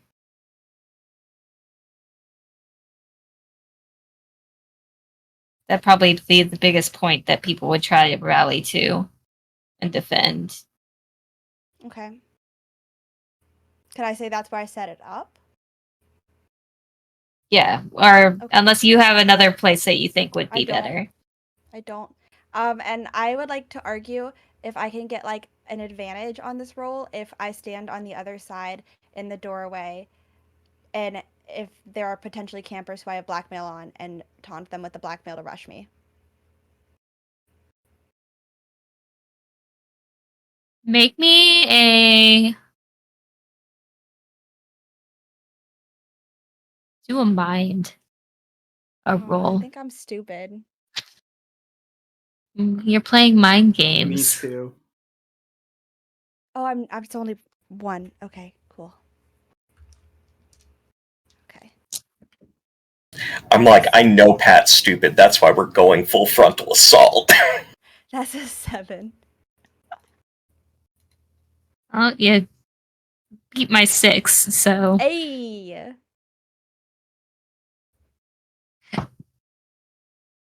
you managed to get a couple of them fired up and rush you thinking that they've got numbers. And they've got numbers and they think that they can outcharge you.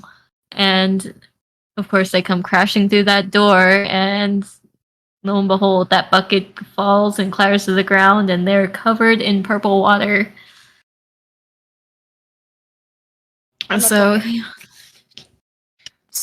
sprint out of there. Yep. I'm gonna get out of there before they can even figure out what happened. Okay, Pat got 2. We'll say that you got 3. I gotta keep track of numbers. Is there like a point we need to reach, like a max number, or are we just going for highest? We're just going for highest. How many campers are there even? I don't- Look, It's just us, and this is just a simulation. The real horror was in our minds. There's what, I about mean- 8 campers per cabin. We have enough for Roy G. Biv plus Pink. So that's 7 times 8. 32 it's at 6 least. campers. It's 6 campers a cabin. So 6 times 8 would be 48. So, yeah. 48 campers, so Bringing them down. bringing them down.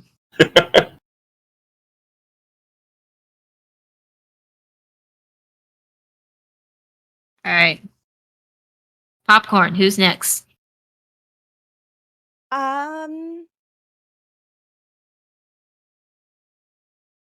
Danny, because Danny looks like she's doing something and not paying attention.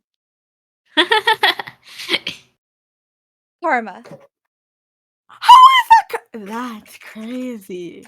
Karma for what exactly? That's crazy. Because you did that to me earlier. Oh no! I asked You were like, Elsie, are you paying attention? No! I was like, that's not. I feel like you. I feel like my. No, bird. I didn't. I'm just being an asshole on purpose. Okay. And you know, I love that for you, and you're allowed to do that. Thank you. Thank you. I feel like you would want that. I And would. I feel like it's very much you. So. Mhm. Yeah. You're It welcome. definitely increases the squeak per minute ratio. Right, that's what No, it definitely Look at me. increases the squeak per minute ratio. Yeah. Everyone can catch it. Yeah, everyone can catch it. Yeah. The squeak. Anyways, Liza is in a bush with Kenny. They have a water balloon and towels to their name. They are here for emotional support and to be an outlook, and that is what they're doing. They're just after after You a said moment, outlook. You mean a lookout? an out. Oh no! You know what? No, I meant outlook. I said what I said. To be a lookout for the group. Somebody does run past the bush. Pardon? Somebody does run past the bush, so I mean, put that balloon to good use. I think I like things like Liza's like keeping a watchful eye, making sure they have the plan stuck in their brain. It's gonna be like, okay, so okay. Pat will run past us, and then that means someone else will be running past us. So I wait a few seconds after the people who run past us, and then I think somebody runs past us and it throws the plan off completely. And so I think they like instinctively go to like grab the water balloon, and then they go like, Kenny, stop fast. Kenny, what do I do? Kenny, what do I do? What do I do? Do I throw it? They're leaving. They're leaving.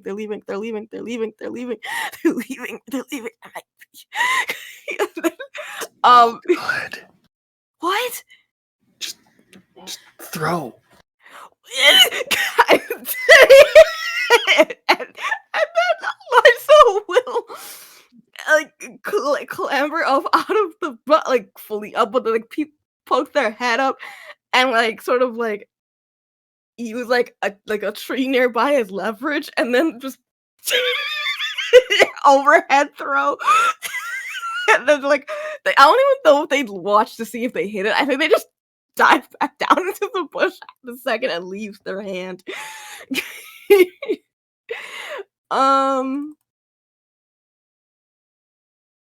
Is that a body roll? Yes, please. Cool. 6.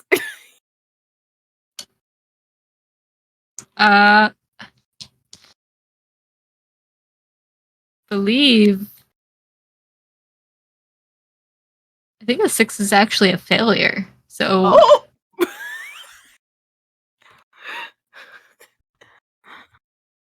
so that balloon goes sailing past.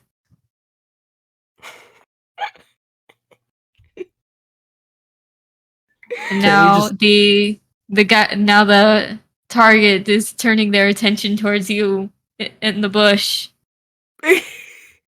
Kenny's like, at least you tried. Give me that. Give me one of the towels.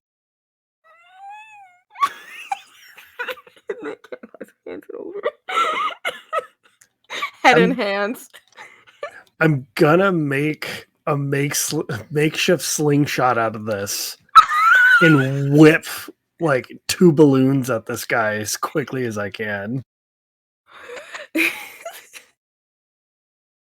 Make me a body roll. That's a 12. That's a collide. It does not know what hit him. Yeah, balloons. Get them. Smack. Did you hit it?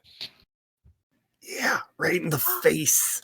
Oh, should I check on them? No. We can't give away our position. Oh, but it's I their will face. need more balloons though. There's somebody going, oh, my nose!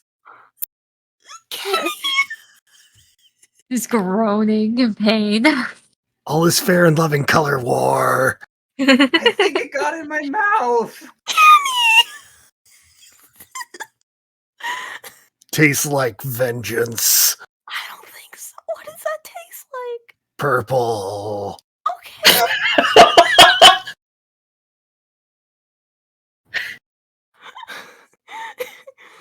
Do you want me to? I can go get more balloons. I can try. Yeah. So we're gonna need more balloons. How many did you bring? I only had the one. Okay. All right. I've got like 5 or 6 more on me, but we're likely gonna need more because the slingshot is gonna be our ticket. Okay. So you want me to get more, or do we want? Yes. You want me to go now? No. Okay. And I'm gonna see if Pat notices us. Your Honor, I would like to make a mind roll for this. By all means. Your Honor. That's a 4. No, you do not notice a damn thing. Cool. That bush is putting in work. Put it in the hours. All right. So we're on our own out here. Don't worry. Oh, I have a plan. wait, the plan changed? No. A plan to move you without getting seen. Okay. I'm gonna get up and run in the opposite direction. You're gonna need to run and grab balloons and bring them back here. Okay. And I'll meet you back here, all right? Oh, okay. Wait. Okay. Wait. Okay. Yeah, I trust you. Cool. He stands up and puts like 3 balloons in his towel and starts whipping them at the ones that Pat's shooting at. Just like a catapult. Oh my. You need another body roll for that? Yeah, It's a 9. that's a Lord. success. Oh no.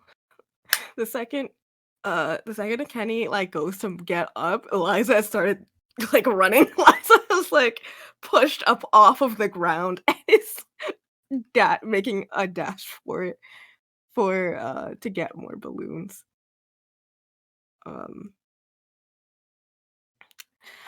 Do we want to cut to? God, Finley, you haven't gone yet, right? I'm not forgetting again this time, am I? You're not forgetting. Okay. Finley is posted up in a well-sized oak tree that has a couple of branches so that they can kind of dance around as they need to. And Finley has grown up around guns, not shooting them frequently, but has gone shooting before. But yeah, I'm not trying to drag too much attention to myself. I'm trying to just snipe off people from a distance because I'm up in a tree, and if they turn around and try to get me, I'm gonna have to run through this tree, and I don't know if that's gonna go well. But that is what Finley is gonna try to go with. All right. So you've got a couple of opportunities. You've had a couple of opportunities as people are kind of maneuvering through the trees, trying to stick to shadows and hiding from people, to avoiding most of the firefight. But give me a body to see if you can snipe some people.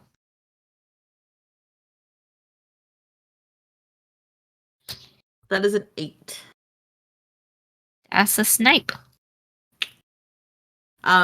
Finley absolutely every time that he shoots somebody just goes pew pew.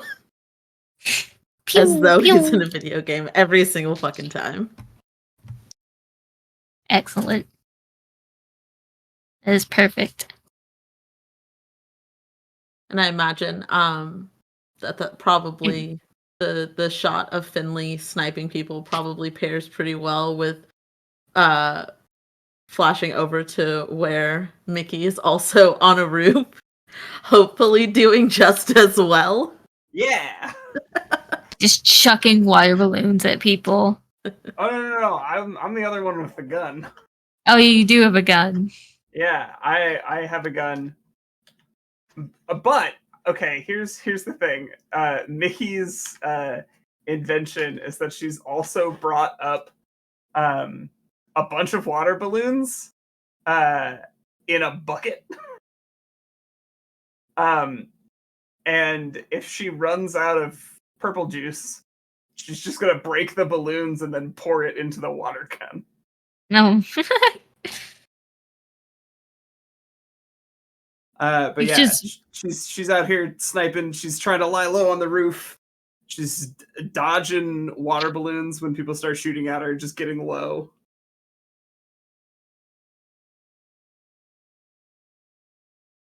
So I'm gonna have you, since you are out in the open and evading, I'm gonna have you roll a body to dodge some shots.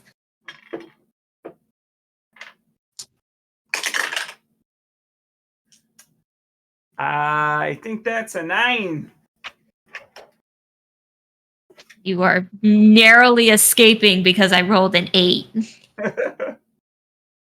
So roll a body to see if you're shooting anybody.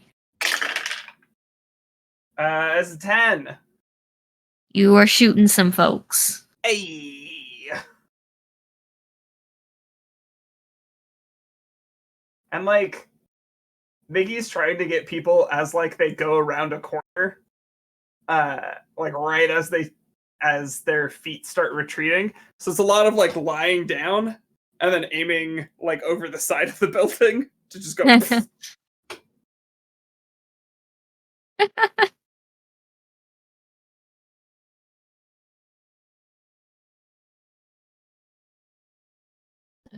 We've circled around to everybody. I'm gonna pop back to Liza for a second here. You find that when you get back to the cabin to restock and get more balloons, the counselors are all supposed to stay at the restock station with where the balloons and everything are. Allie, the service dog, is sitting there by the drums and everything, but Megg is not there.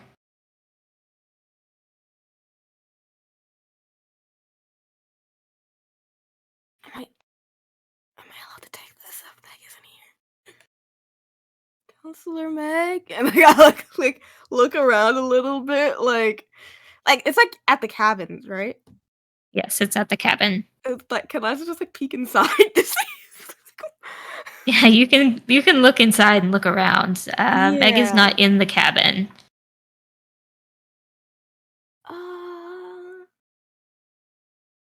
I think Liza will go to who's like the cabin closest to us? That would be Pink Cabin with Olivia. Is Olivia there? Yeah, Olivia's there. I think Liza is too scared to break a rule, so I think they like will go to Olivia. Let's give you say hi, Counselor Olivia. Hey, Liza, what's up? Hi. Sorry, to bother. If I can ask a question, do you know where Counselor Meg is? No, is he not at the cabin? No. Maybe it was a bathroom break, but I wasn't sure if I was allowed to take any of the equipment while our counselor wasn't there. So I just thought I'd ask in case maybe went to the bathroom or maybe got the sick maybe, or if he knew where it was. If you need to stock up, then stock up. I'm not sure where Meg wandered off. Like you said, he probably just went to the bathroom, but he'll Oh, probably show back up. okay. Okay. You didn't see him leave? No, I didn't. I'm kind of surprised that Allie is still sitting over there. Okay. Thank you. Thank you. I think Liza will go back to the cabin and will go to like crouch over at. Well, first they're gonna stock up. I think they're gonna see, maybe they can get like a small bucket. I think let's get like a small bucket and just like pile too many water balloons in there. But as they are, they're gonna look at Allie and say, um, Count Counselor Meg, do you oh, I never had do you know where Counselor Meg is? Find, locate, fetch, fetch, Counselor Meg.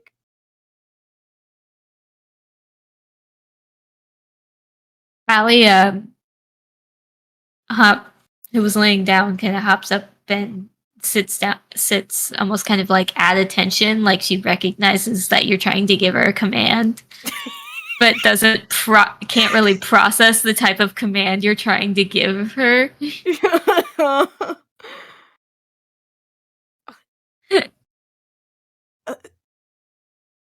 It's really excited when you're saying the word fetch, but like you don't have a toy to throw or anything like that. Aw. So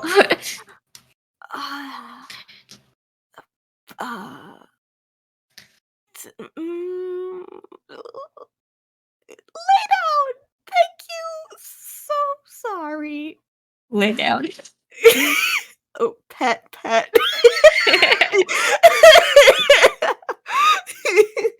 And then we'll just a little more nervously, but we'll go back to where the meetup spot was with Kenny, trying to be as fast and also discreet as possible. I'm also gonna keep a lookout for if they see Counselor Meg, like maybe Counselor Meg decided he wanted to play. Maybe everybody said screw the rules, maybe that's what it was. Forget Barnaby. the rules. We play in the game now. We're in the gang now. But yeah, they will head back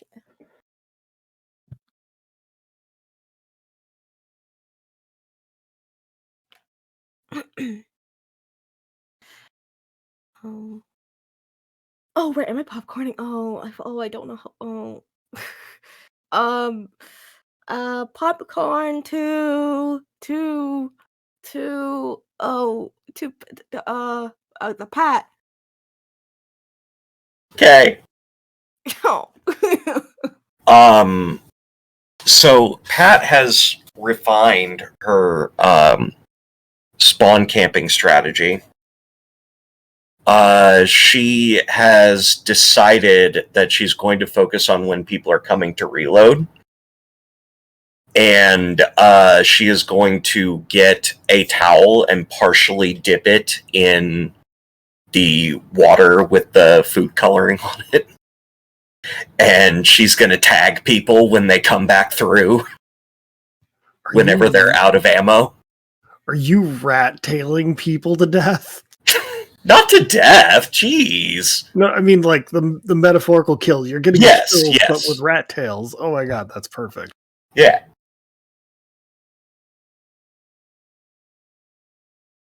That's just rude. It's so rude.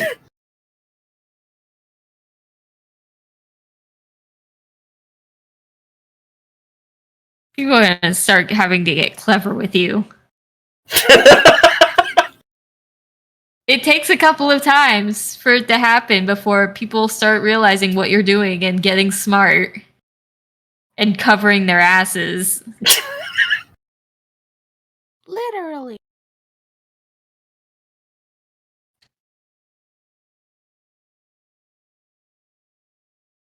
So you manage to tag a couple of people before the teams start sending armed people to go get reloads. So I'm gonna need you to make a body roll to try to evade. Oh, that's an 11.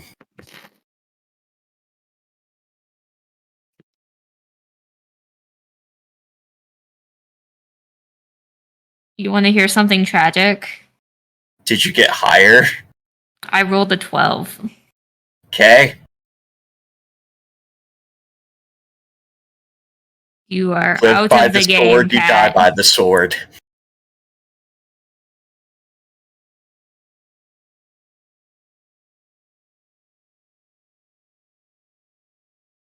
You played the risk game.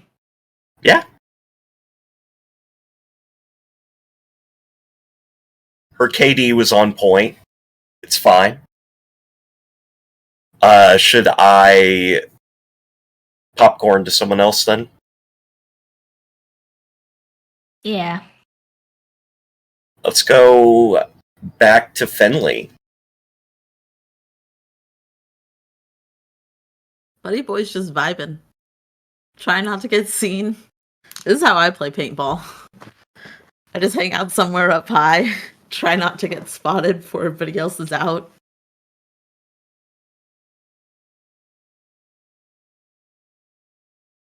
I'm gonna make a roll to see if somebody spots you.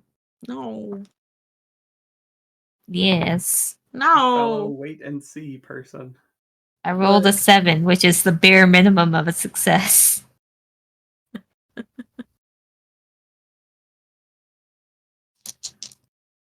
Now a body to see if I can manage to shoot you, and you can roll a body to try to evade. Stop rolling off of my desk. Okay, I rolled a 7. I rolled a 10. It's a really You good roll. evade. Would you like to counterattack? Yes, absolutely. I don't appreciate getting shot or shot at. Is that another body? Yes. That's an 11. I rolled a fucking 10, so yes, you win. I think that Finley is absolutely tapping into his every spy heist movie he's ever seen in his life. And they think they look way cooler than they actually do. By far not like you have to have some balance to be in martial arts, but like for Finley's experience, that's always on flat, stable ground, and being on a tree branch is a lot different from that. So there's a lot more stumbling and catching himself than he would care for, but he feels very cool, and that's the important thing. Do I see any of my team running by? Does anybody? I don't know where the forest is in proximity to where other people have ended up.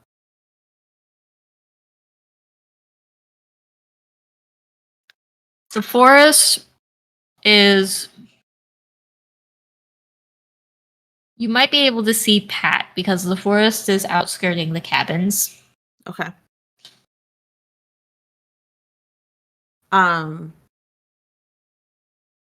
Do I have a sense of how many people are still in the game? You can say maybe just over half. Okay. If Pat is by herself, I will shoot toward her feet to get her attention. Oh, Pat is out. Oh, Pat's out. Fuck, that's right. Yeah. Is Pat allowed? Or rules-wise, can we still strategize with our teammates who have already been killed? Are you asking if I can play as a zombie? Yes. And point me. Somebody to do running and or reloads for you. Yep. I'm gonna say no on that one. Damn it. Okay. Then Finn will probably shoot Pat with the water gun since Pat's already out, and roll back over and hide in their little tree position, kind of wedge themselves in. Pat's just like, the fuck? Also, since Pat is brought up again, how many did she take out with her stupid strategy? I think you got 5. Nice. It's 4 or 5, yeah.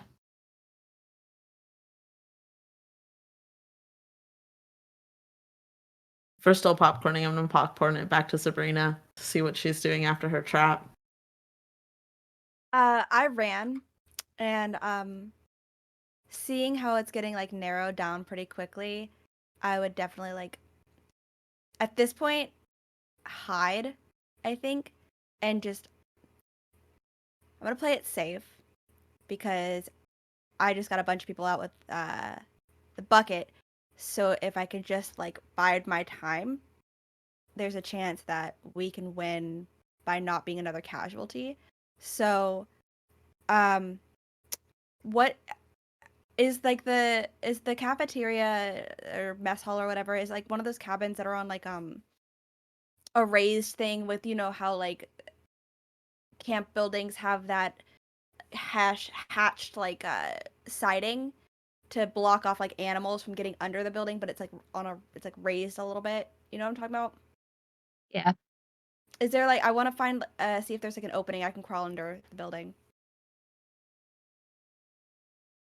Yeah, I'd say there is. You can probably find one.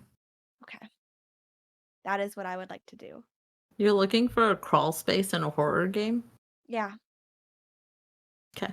A hide crawl space. A hide crawl space. Not like I'm gonna investigate this because something spooky made me want to go look at it. Whatever you say. Look, you gotta hide somewhere in a horror game. In a movie. It's how you survive sometimes. It's fine. It's fine. What do I roll? Do I roll? Somebody hasn't watched the live action One Piece. I'd say no. You don't need to roll to find that. Okay. All right. And there I go, shimmying underneath. I just want to bide my time.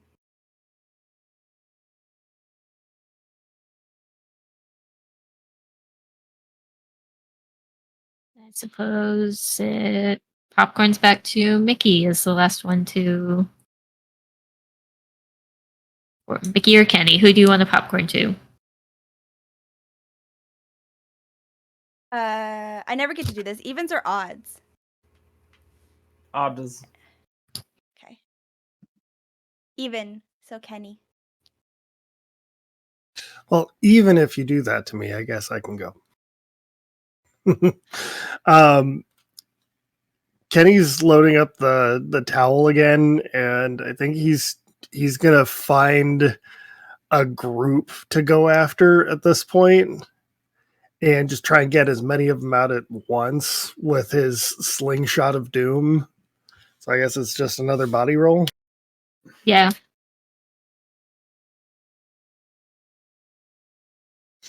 Okay, so that's a 5. No, wait, 6.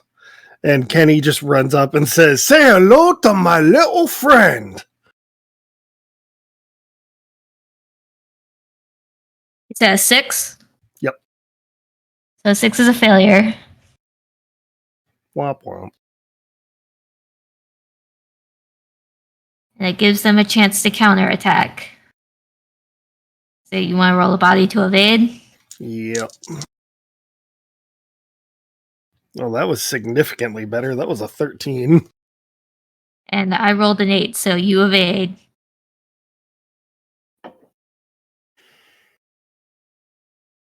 No more no casualty for you today. Well, I guess I'm gonna scuttle on out of there like Zoidberg. Make your way back to the bush. Yeah. Yeah. Thank you so much. I don't watch Futurama, but like I know the noise he makes, and I could not for the life of me get my brain to like coordinate with like what it actually sounds like, but I could like visualize it. That was really good stim for my brain. Thank you. I have it on my soundboard, but I'm not gonna play it. I got you. You know what, Alan? I appreciate you, and this is why your soundboard isn't muted, and that's why Hoop and Turk and James's soundboards are muted because they lost their privileges.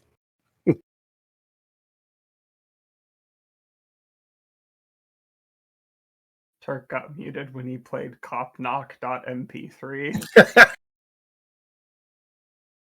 Oh, yeah. Fucking knock. Yep. It's a bad one.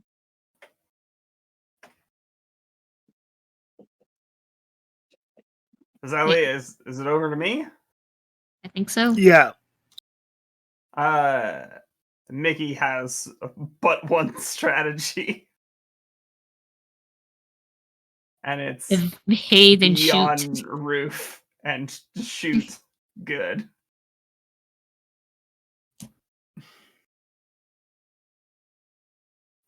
Is that another body roll? Yes, please. That's 11. I also rolled an 11. What does that mean? I don't know. Does it mean roll again? Do we each roll one more die? You know what? I think that's what it means. I rolled a 5 on that additional die, bringing my total up to 16. I rolled a 3. So, you win. You win this round, Chief. Somebody is going to crack the mystery of how to hit Mickey on the roof sooner or later. One day, but it isn't right now. And you managed to get another one.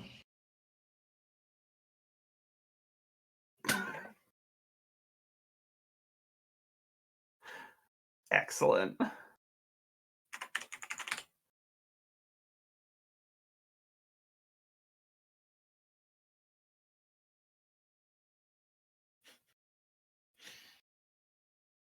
Do I popcorn it back to Meg?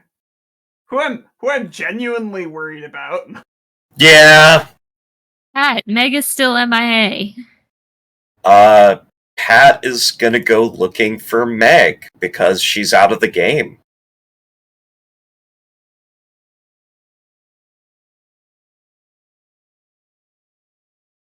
This could take forever because Pat is known for having a negative to mind. The game carries on while you search. And now that numbers are dwindling, people are getting more reserved and careful and reserved with their actions. So it's taking a bit longer to kind of pick people off.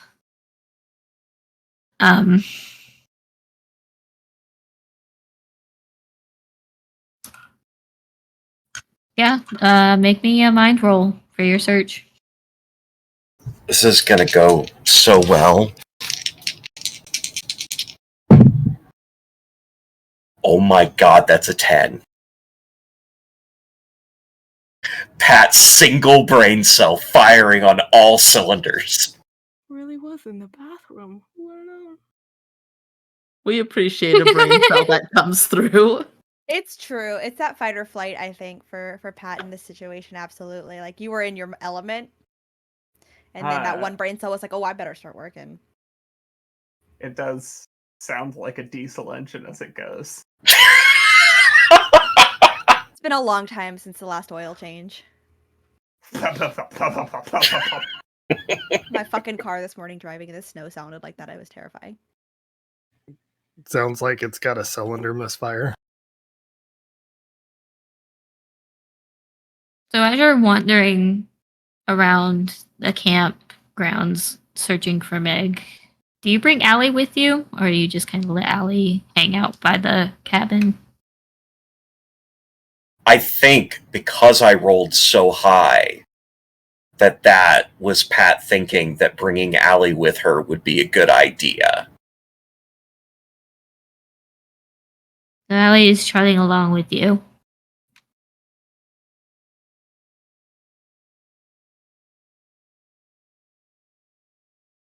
She ends up. I think she probably notices it first, and then you, behind one of the outer buildings along the edge of, at the edge of the woods, not by the cabins, but along the further edge. There's a storage building, and it's overgrown in that area behind that building. She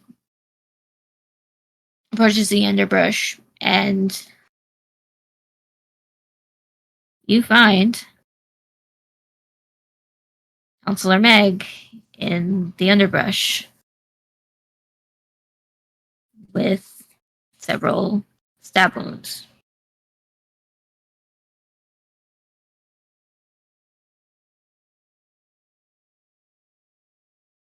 Pat is almost immediately running to find someone.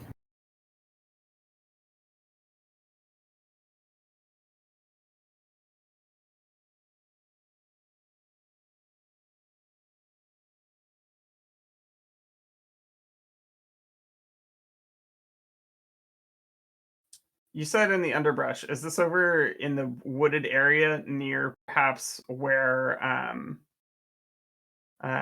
Kenny and no? Probably not, no. Okay. I was just shaking my head because Finley doesn't want to be. I don't want Finley to find Camp Counselor Megg dead in the underbrush. Well, you're not going to because Pat left the body, and now the body's not going to be there when you go back. God damn it, Pat. Horror movies. Okay. You were Logic. me. Just so we can say that brain was braining. Pat checked to see if the body was dead, Yes. and the body was not bodying. What do you mean by not bodying? There was no pulse. There was no pulse. Then yeah. I was more saying not that they got up and walked away, but more so like whoever killed her is gonna move her. And that's fair. Pat's first concern is not the body, is like getting the information up the chain. Oh, I was just commenting because everybody had something to say about hiding, and my whole in a fucking horror movie. So I'm just saying, I'm gonna say something about leaving a body, and it's not gonna be there anymore. To be clear, one singular person had something to say about that. Was it Kian? Yes. Fuck you, Kian. Elsie, everyone was beating up on me for this. It was one person. Like we were all there. For the record, where is the closest counselor from where Pat found Meg's body? Closest counselor.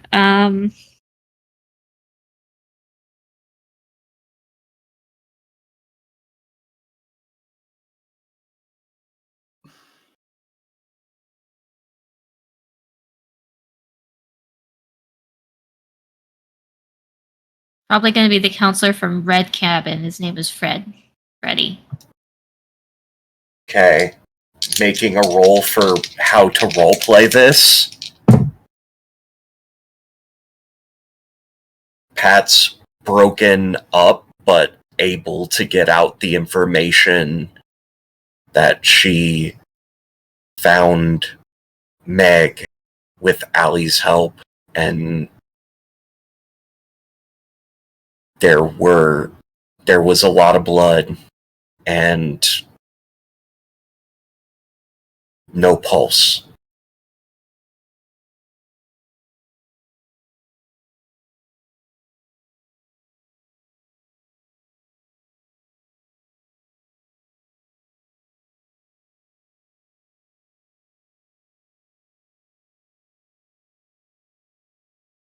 On first kind of listening to this, it almost seems to register like maybe he thinks it's a bad joke that you're trying to tell, but then seeing how broken up and almost that you're this seemed like you're on the verge of tears, and registers, okay, this is serious. Like, this is okay.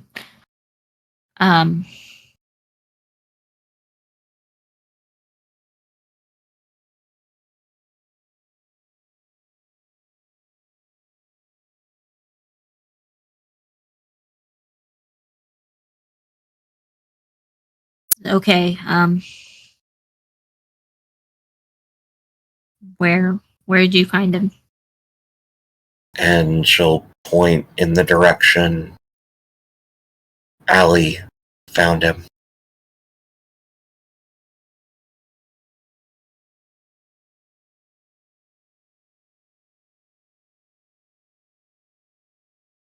I can take you there if you need it. Oh, you stay here, okay? Okay. And he takes off in the direction that you pointed, goes to look for himself before he comes back, and he says, "Come on, we're gonna go find Director White." Okay. And you two go find the director, and he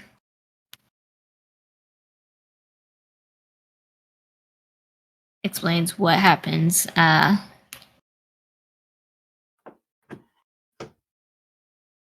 He explains what happened, that you came up to him, told him what happened. He went and saw the body himself, and immediately Director White starts. Director White turns to you and asks you, in your own words, to tell him what happened. I was out and Megg wasn't at the cabin. So I took Allie and went to go find him.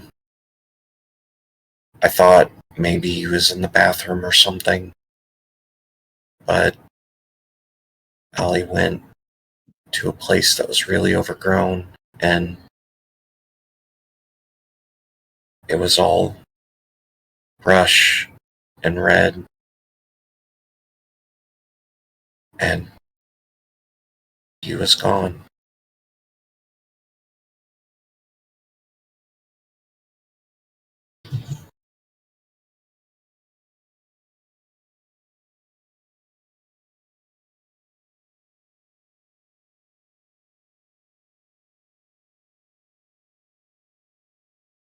I'm sorry.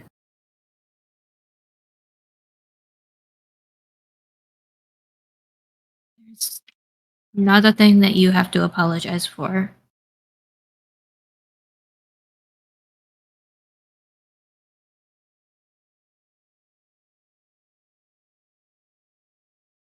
Look,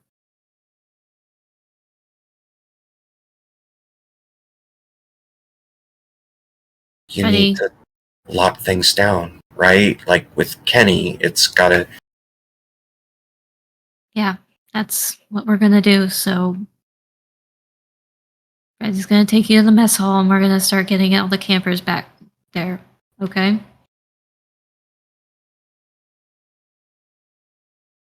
Can I get Liza?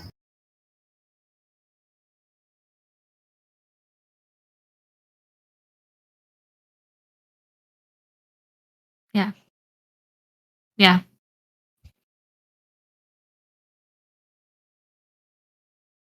Okay, thank you. And she runs. Just fucking booking it.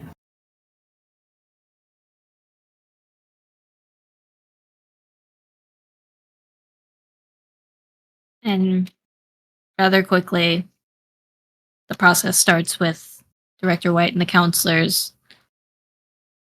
Word spreads between them, and counselors start gathering first with all the players that are out, sending them to the mess hall, and then gathering all the players that are still in the game, collecting them, and sending them to the mess hall.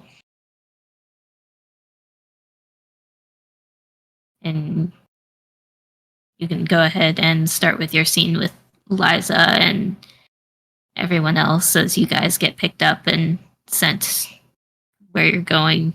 Olivia is going to be the one that starts collecting you guys.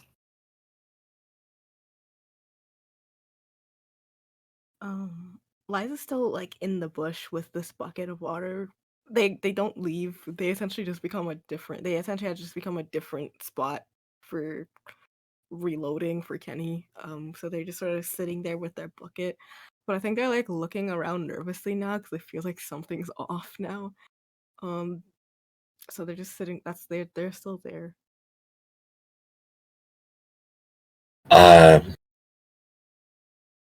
Pat would get there and be like, guys, the game's over. We got it. It's Megg. What happened? Did you find? What happened? I'll explain, but we gotta go to the cafeteria. Okay. Kenny? Okay.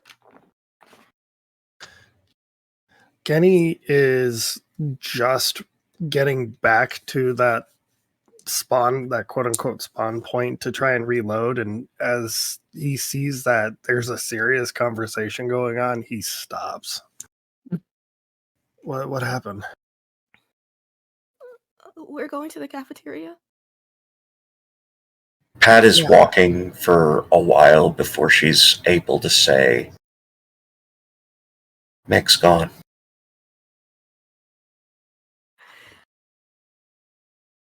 Just come on. We gotta stay together. Oh, fuck. Eliza grabs, if she'll allow it, will grab Pat's hand very, very tightly. I'll reach for Kenny as well, just to make sure Kenny's still there with them. If Kenny will allow Eliza to hold his hand. I think also, since we established that Finley was in like visible range of where Pat was, Pat would like try to make a hand sign to Finley that we're leaving type thing. I think, I mean, Finley's a little shit in the best of times, and probably honestly shoots towards y'all, like thinking that the game is still on, and is like, don't tell them where I am, and like seeing Pat not let up, It takes a second, but Finley will kind of climb down and like still kind of looks around, but runs across, kind of still like half in the game, just like what. Look, I had a nice setup in the tree over there. I feel like we're out in the open right now. Pat, I know you're already out, but It's Megg. what about Meg?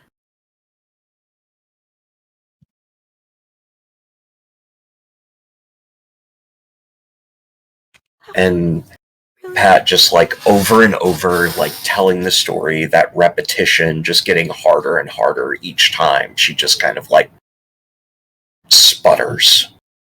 Like she can't get the words out of her throat.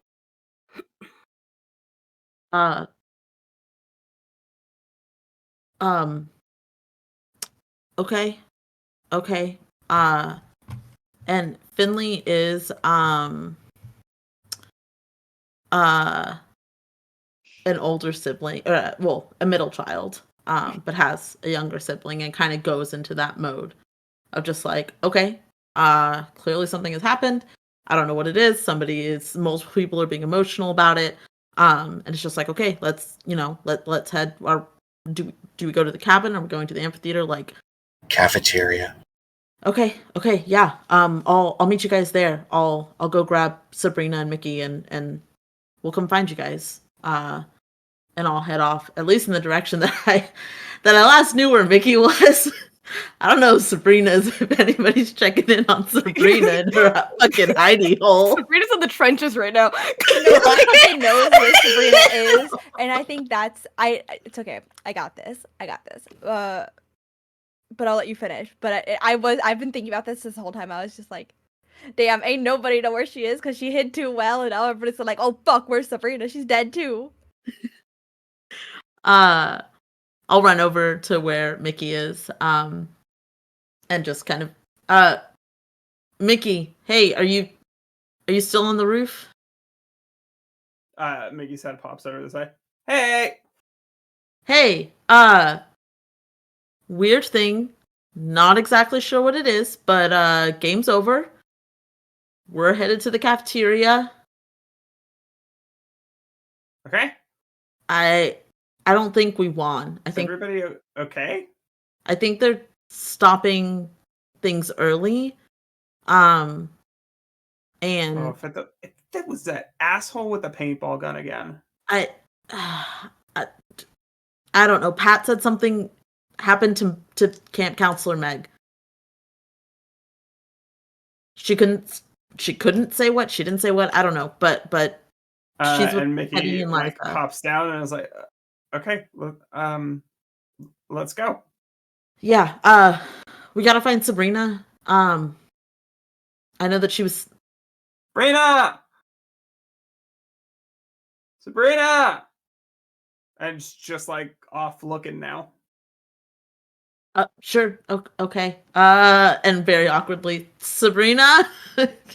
Question mark? Yeah. The question mark is audible.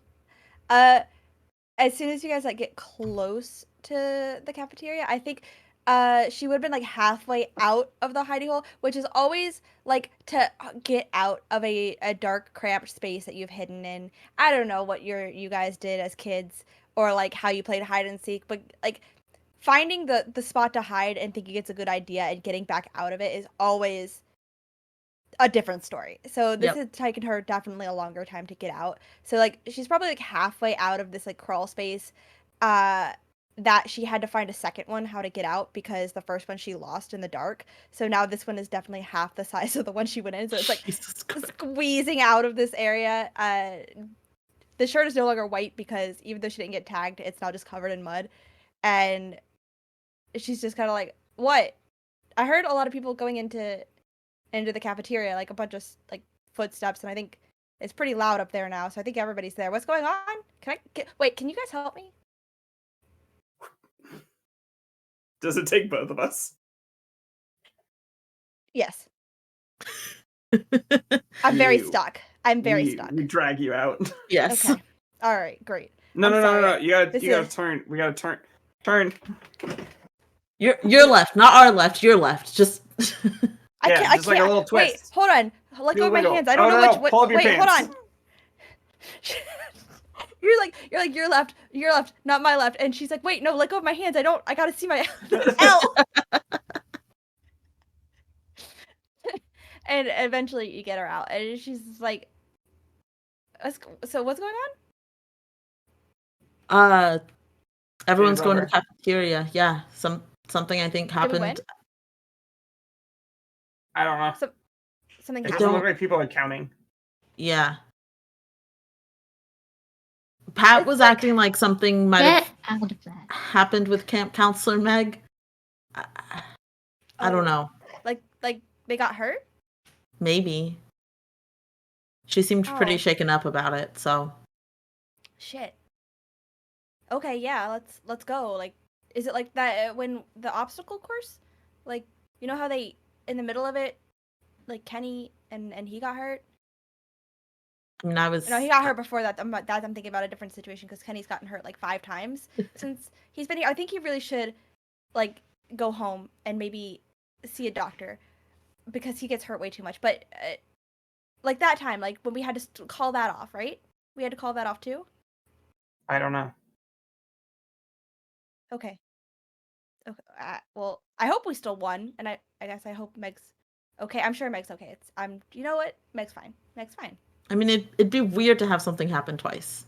Like I'd have to have like 2 nickels for that. yeah, exactly. But Pat's with the others. We'll go grab a seat with them. I'm gonna shake like the twigs and dead leaves out of my hair. There's still like a couple. Thank you. Yeah, no Thank you, problem. Mickey. You kind of smell. I figured we'd all smell after this. You didn't have to point it out. Do you guys not smell? Like we were all getting really sweaty No, running like around. you smell like swamp. Yeah. Kinda like stale water. It's Yeah. not great. God. Sorry, Sabrina. Well, it's fine. It's not the first time. Remember that time we went swimming in the lake? You smelled really bad after that. You smelled really I bad did. before that, actually. Okay, So- all right. We can okay. We can I wasn't move gonna it tell along. you, but if you're gonna point that out now, We can move it along. Thanks, Sabrina. Thank Okay, you. You're welcome. You're welcome. I just thought you might want to know. Switch up your deodorant regimen. I don't know. You usually smell okay to me. Thank you. I appreciate it. Okay. We had to put some light on this situation that we were all very Honestly. deeply concerned about. We're back. We're back with the rest of the group. How immediately obvious is it that everybody but us has their counselor? Ooh, that's a good question. And when are we pulled away from the rest of the campers to talk about it? Because that's the other thing that I anticipate. Yeah. Did we all make it to sit at the cafeteria, or did they steer us before we could even get there? An excellent question. Fairly obvious, and once they did the head count of everybody in the cafeteria, then they pulled you away. They wanted to make sure everybody was there first.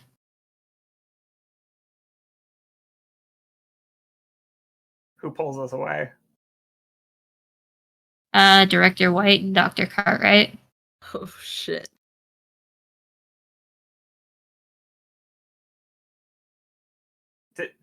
Did Meg get hurt?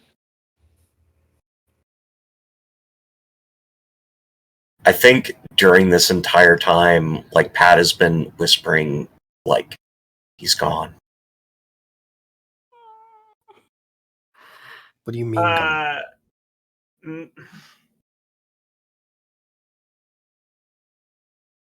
Actually, is this, like, while they're in the cafeteria? I imagine Mickey doesn't say anything until they're in a separate room. That's fair. Yeah, I think it's like head count in the cafeteria happens, and then right after the head count, the director pulls us aside. Yeah. Yeah, and the first thing out of Mickey's mouth is like, did Megg get hurt? Didn't have a pulse.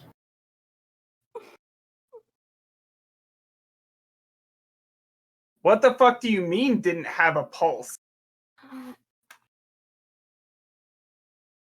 Someone attacked him.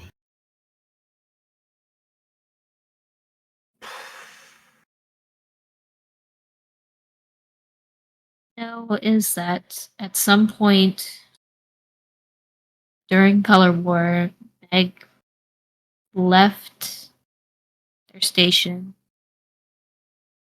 and ended up by one of the old storage houses. Was attacked, stabbed several times, and killed. Seconds after the word killed is said, Mickey just like throws up directly in front of herself. I think Finley like immediately kind of rushes over, arm on or like around Mickey's shoulders. This isn't some kind of like fucked up joke or Like, Why would they? once it's said out loud, Pat is like bawling and like falls against the wall and just like crumples to a seat. Liza will like will I think try to help Pat, so at least they don't crumble immediately to the floor, and then they'll just like hold her as she's falling. And Liza is trying not to cry. Like you could tell like their eyes burn and she's like on the verge of being sick, but she's being fueled by the fear of being too loud. So she is not holding it together, but she's visibly shaken and broken up about it, but she is but she at least isn't like bawling, but she's holding Pat, and we'll just sort of look at everybody and just looks lost.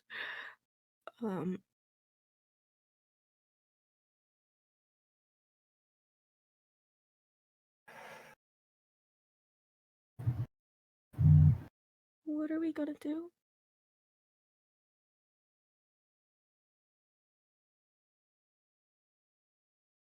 I think after Sabrina, like, kind of responds to Finley and saying like, why would they joke about this? And it just becomes like very very evident by Pat's reaction, who saw it, and it's so visceral, and everybody else just like shutting down. I think that's when her own coping mechanism kind of kicks in, and it's just like absolute slate faced, no emotion, like 1,000 yard stare, like as calm can be, but silent. Like almost like she's herself has stopped breathing and is just like the reaction is there is no reaction. It's just like looks very exteriorly that this is just another really bad news. Like, oh, we just got news that, like a distant family relative has died and you have to go to the funeral, but you don't know anybody there kind of situation. It's not, it's detached, but in a defensive way instead of a non-caring way. I do want to make that clear. It's not non-caring. It's just like I've put up walls so that you guys don't have to see me break down, because there's a panic behind those eyes for sure that this could have happened to someone so close who always like was there to protect us, was there. Oh my gosh, why did I forget the dog's name? Like right now. Allie. Allie. Oh my god, I was like A. Today we are I having forgot it trouble with earlier. names. It's fine. Like always there, knew where Allie was calling Allie to help us. Anytime we looked like we were struggling with emotions, with processing things, with like helping us through everything, they were there. And how could that happen to someone who was there to help us? So what does that mean for us? If they can't protect themselves, then how do we protect ourselves kind of situation? So that's like zooted out, checked out.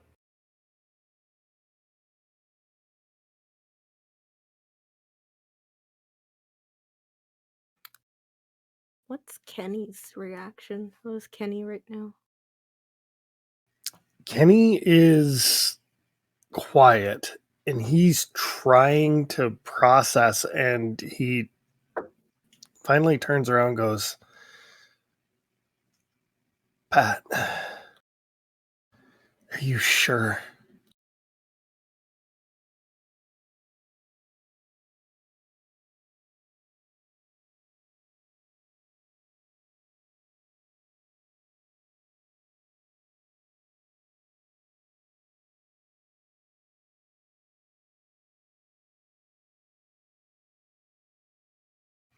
I wish I wasn't.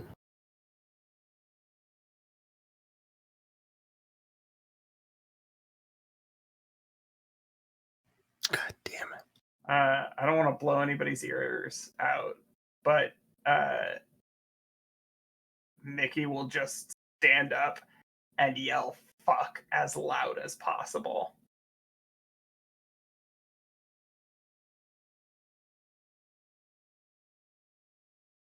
It's kind of Pat's mechanism too, is just there's a lot of volume happening.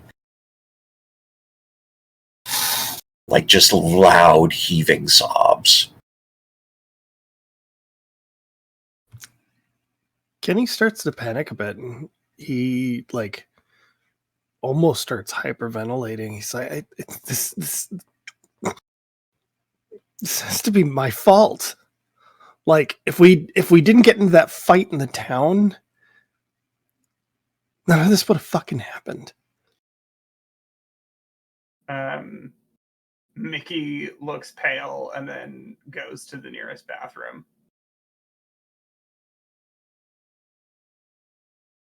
Dr. Cartwright, in response to Kenny starting to panic, talking about the fight, says this has nothing to do with your fight. This can't be your fault. Then what else? What else explains this? Nothing right now, because this camp has been operating for years with no problems. Do you really think that a bunch of teenagers are that vindictive? Yeah, I mean, so are their fucking parents. To go after someone who wasn't even involved? I mean, you guys said it yourself. When I got hit with that paintball, maybe they were just testing the waters.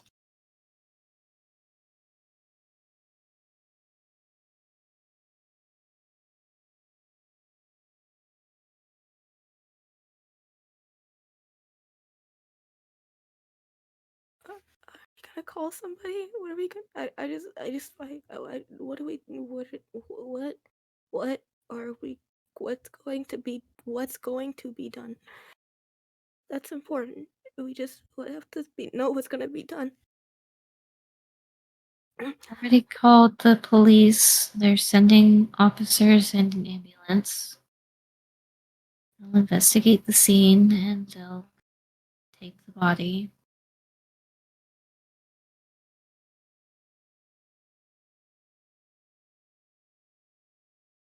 And Pat is looking like up at people from the floor and just crying and saying, I'm sorry. You don't have to apologize, Pat. You can just cry. It's okay.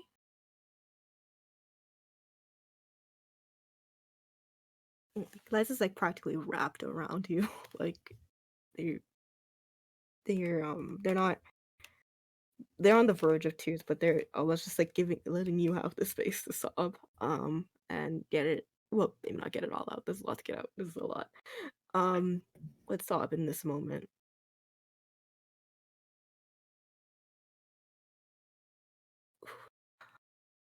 Do we? Where do we go?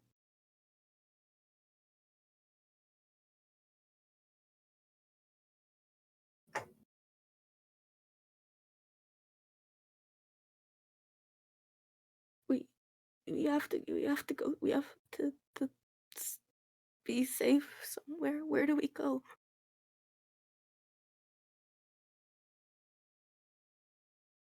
I think Before anybody answers that question,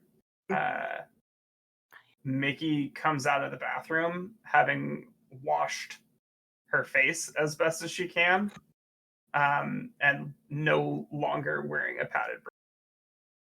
Oh. Hmm.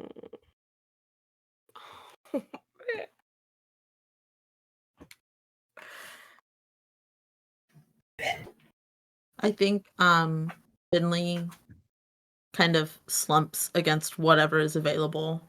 Very clearly, like wind taken out of his sails. And when Liza starts asking, "Where do we go? We have to be safe." I think Finley just like it, like you can see that answering just takes the wind completely out of them. They look exhausted, and Finley just says, "Home. We have to go home, I think." I I don't know about any of you, but this stuff wasn't happening for me at home, at least.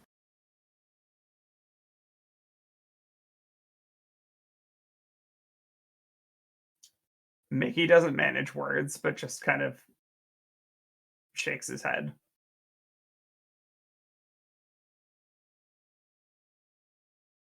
I don't wanna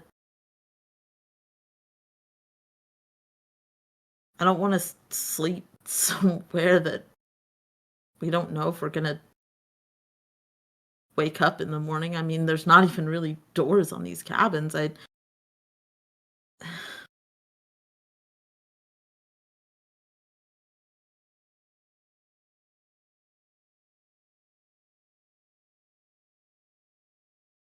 think Eliza just looks at the director.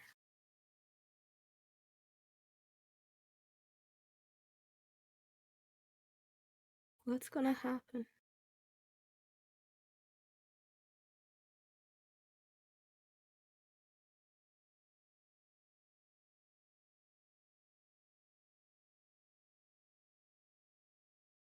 Choice is going to be up to you.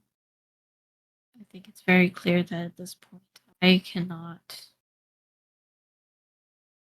guarantee your safety.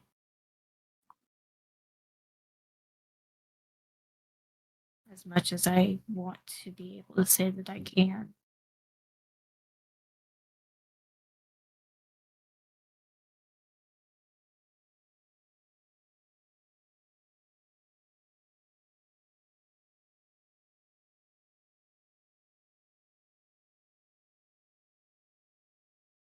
I don't understand how it's a choice though, right? Because it's not safe anymore. I don't think any of us should stay here. Finley's right. We should go home. We don't even know how this happened or who could have done this, and so that means they're still out there, and then that means we're all not safe. So we can't stay on a property where the doors don't even lock. That's Not all of us have places to go back to.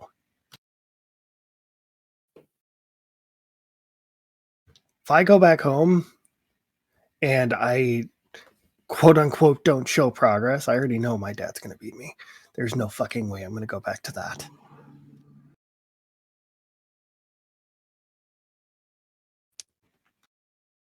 Pat is like writing down like tears on the page, and she just writes, "I don't have a home," and hands it to Liza. Liza will take it, making sure they're still holding Pat and sort of rubbing her back as they read it. Pat, Pat doesn't have anywhere to go.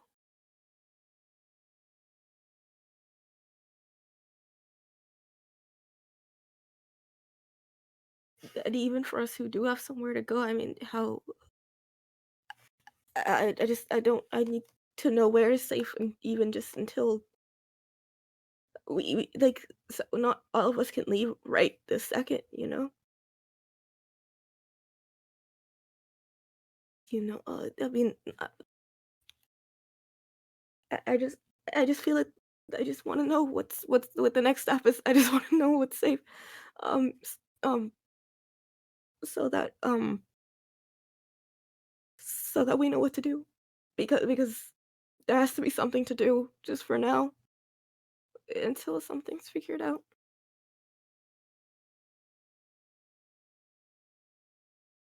I think that the more that Liza goes on, you can see Finley getting angrier. Um, and it's just starting to build up in him. And it's like he's snapping, but he's not looking at Liza when he says it. But just says, it's clear what the answer is. And then turns to Kenny and says, maybe you won't go back home, but I know what's waiting for me at home. I don't know what's going to happen here. This is not.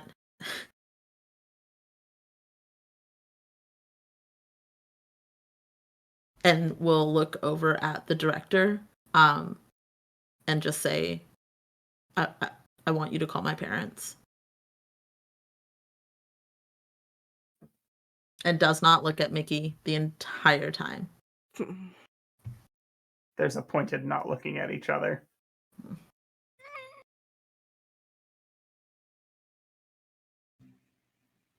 Kenny will take a minute and think about it, then just kind of like in Pat's direction say,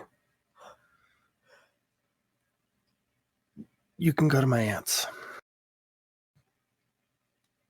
If nothing else, she will take you in temporarily.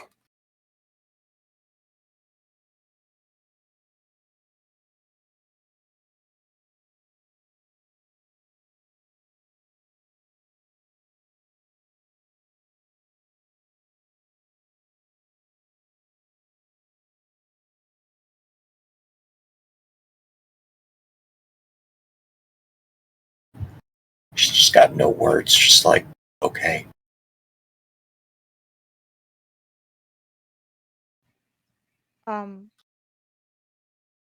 After Kenny said that initially, there was definitely an absolute silence from Sabrina, because I think out of like this group, I think it's safe to say that the most, I guess, tame and normal picturized American family situation was hers.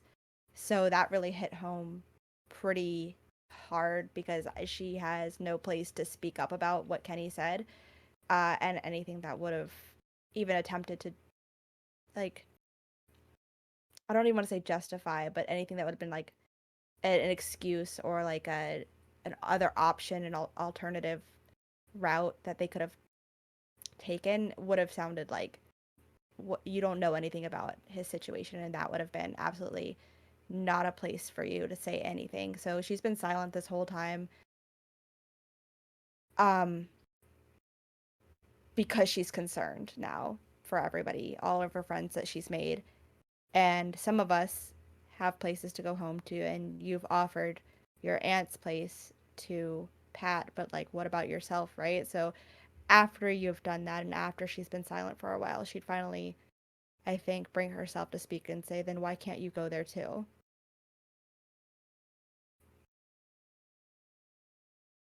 I might have to. It's important to look out for yourself and not just other people. Given the the circumstance, I think worrying about other people should be the priority. You can't worry about other people if you're dead too. Yeah, but other people will be safe. you can't promise that if you're not there.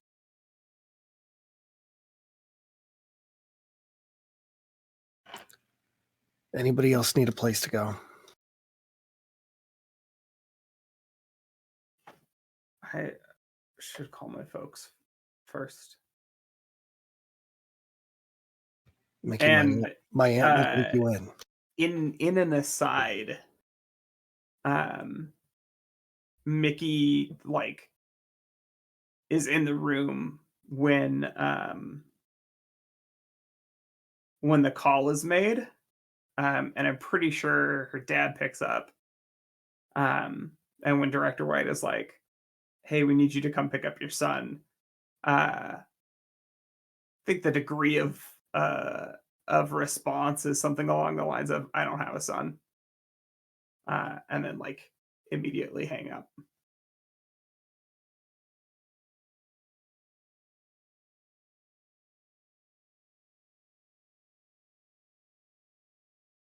That said, That's a crazy thing. to Mickey say after- did steal all of the money to go to camp, true. and that's a lot of money.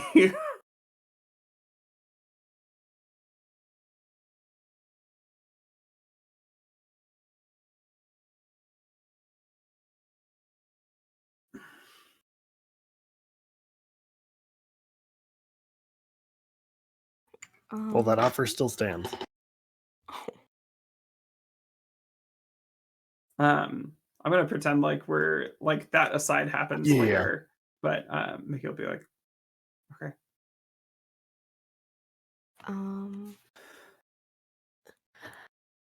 Eliza will look at Sabrina, I think.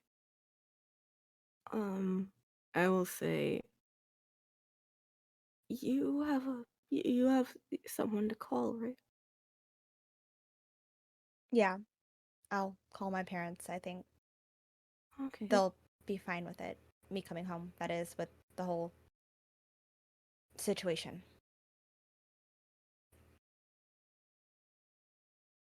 Okay. Um What do we do for Meg?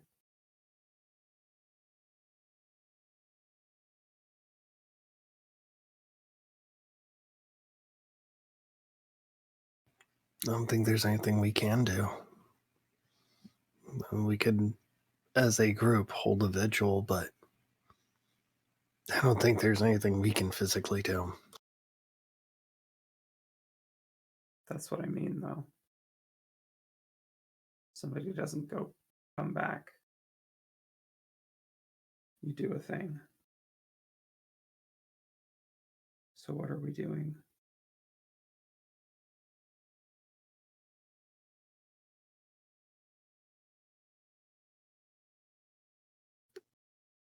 I don't know what would be appropriate.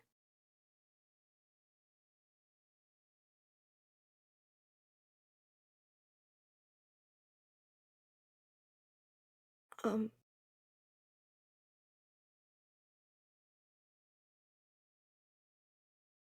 I don't know.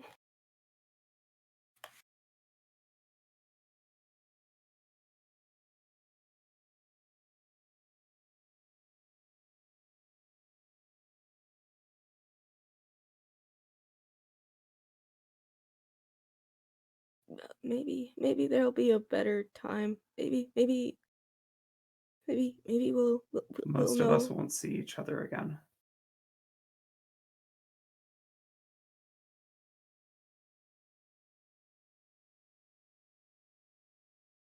Oh, It's like now or never. Viking funeral. Make a little boat and send it onto the lake there. And I don't want to go outside. no, Sorry. No, sorry, we can. Sorry. no, it's fine.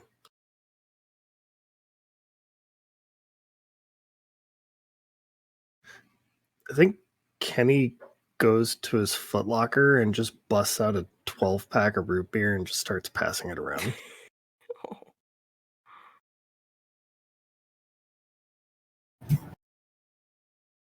I Are thought we- we were in the administrative building. I was gonna Oh. ask, did they take us to our cabin to tell us this? Yeah, I Because was wondering. No. that's sad as fuck. That'd be No, crazy. definitely not at your cabin. Probably Sorry, the administrative not to- cabin. Disregard. To rewind on you, I in my head I was like, we cannot be there. I was like, that's a way different painted scene. Yeah. No way you took us to our cabin to tell us this. Definitely. I bet though Director White has a fridge, Mm, and I bet there's root beer in there. Please. stealing the director's stuff. We all know Director White has a hankering for root beers. Actually, cream soda, but Yeah. They taste the same. no. Here's your food The crime. fuck did you just say, Elsie? We just can't. They taste really similar. Is all. We can take this up off stream. Okay. We can take this Sorry, up offline. what tastes the same? I missed something. It tastes similar. What tastes Cream similar? soda and root beer. Breathe. They have a similar Relax. You've vibe. and they just have- threatened our entire friendship, Elsie. They have a similar vibe, and in your mouth, they have a similar vibe. Guys, people are dying. And so is my friendship The with Kian, comparable apparently. mouthfeel of cream soda and root beer aside, we're not here to be fucking soft drink sommeliers. That's going to be my new title. Soft Drink Sommeliers is the indie band I need in my life. Look, I went to the Coke Museum at like 8 years old and drank Beverly, and I guess it just killed my taste buds. I don't know what to tell you. Oh, yeah, because it's I Beverly. mean, if we are gonna get into it now, it Oh, sounds no, like no, your no, no, your no, sense no. of texture and your sense of taste are somehow I'm crossed. neurodivergent, Vermin. What do you want from me? Just saying, that's some synesthesia. Maybe I am having a stroke. I don't know. Okay, I'm sorry. We can continue.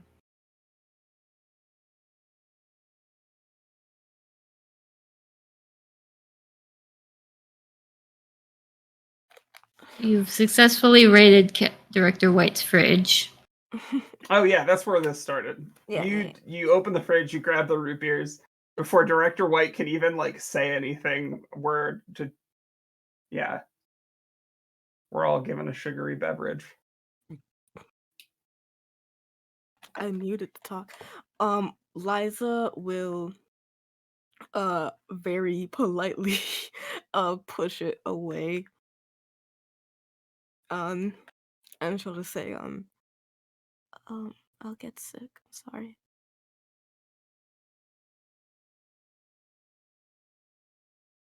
Understand. Pat?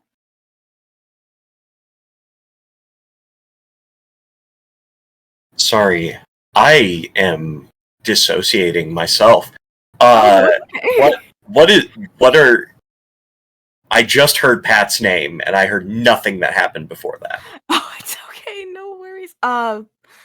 Kenny was handing out soft drinks while from the director's fridge while we're all sort of having a moment on the ground. And This- then Liza was saying your name to see if you wanted one.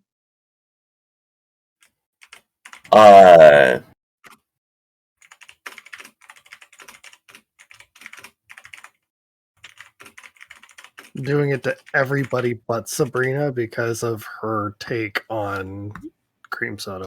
I think... Whoa, whoa, whoa, whoa, whoa. Whoa, whoa. You are not gonna mix Elsie and Sabrina up on this one. I don't think Sabrina has any strong feelings on this one particular food crime that apparently everyone has charged me with. Thank you. It's not even a food crime. For the record, I think that this would be the first time you've ever seen Pat drink a soda. but she would take one.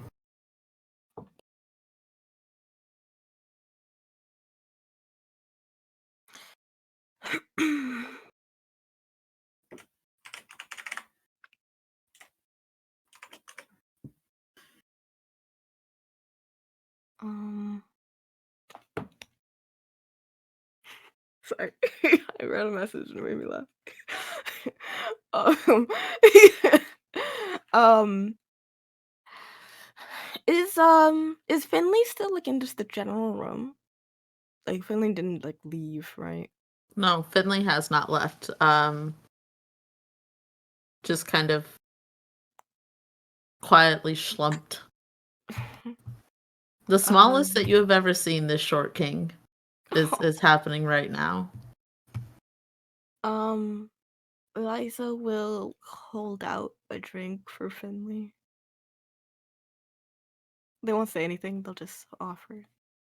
I think that Finley will take it and kind of like hold it to his chest as like a grounding technique. Trying to help let the temperature kind of ground him a little bit.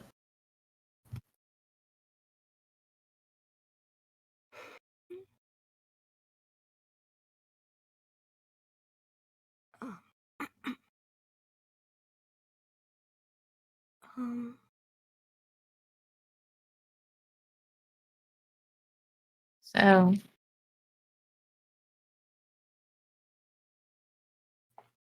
once things get kind of calmed down and everyone gets to a little point that By the way? Oh wait, sorry, Meg, we're about to say something.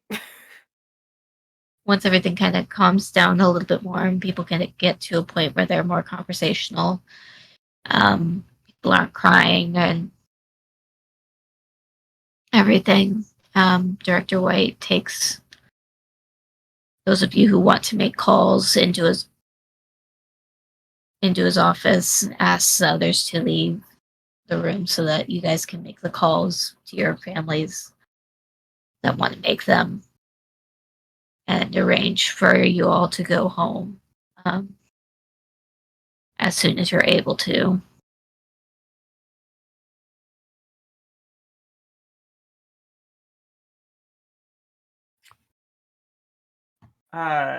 So the people doing calls would be Sabrina, Finley, and Mickey.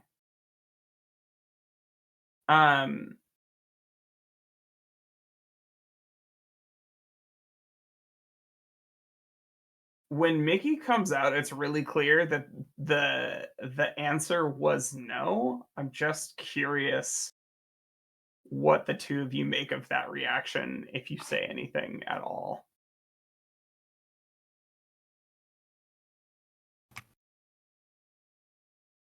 I think because I was kind of picturing us, the three of us kind of sitting in chairs like at the principal's office, sitting and waiting. So there would have been that quiet moment before the first of us, Mickey, had gone in to make the call. And I think that Finley probably still wasn't speaking or really looking at Mickey, but kind of would have just like, if Mickey like would have kind of pressed their leg against Mickey's, and if Mickey allowed it, kind of would have just stayed there. And when Mickey comes out and it's clear that the conversation went really poorly, I think Finley kind of looks up and like just holds their hand out for Mickey if she'll take it. But like it's a very quick glance up and then looks away. I think Finley is sitting with a lot of shame right now for choosing to leave.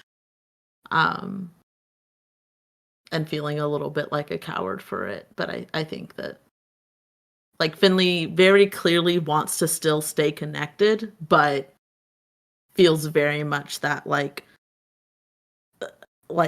I am making the wrong choice and I know that, and I don't want to look at somebody who I respect because I don't want them to see me making that choice.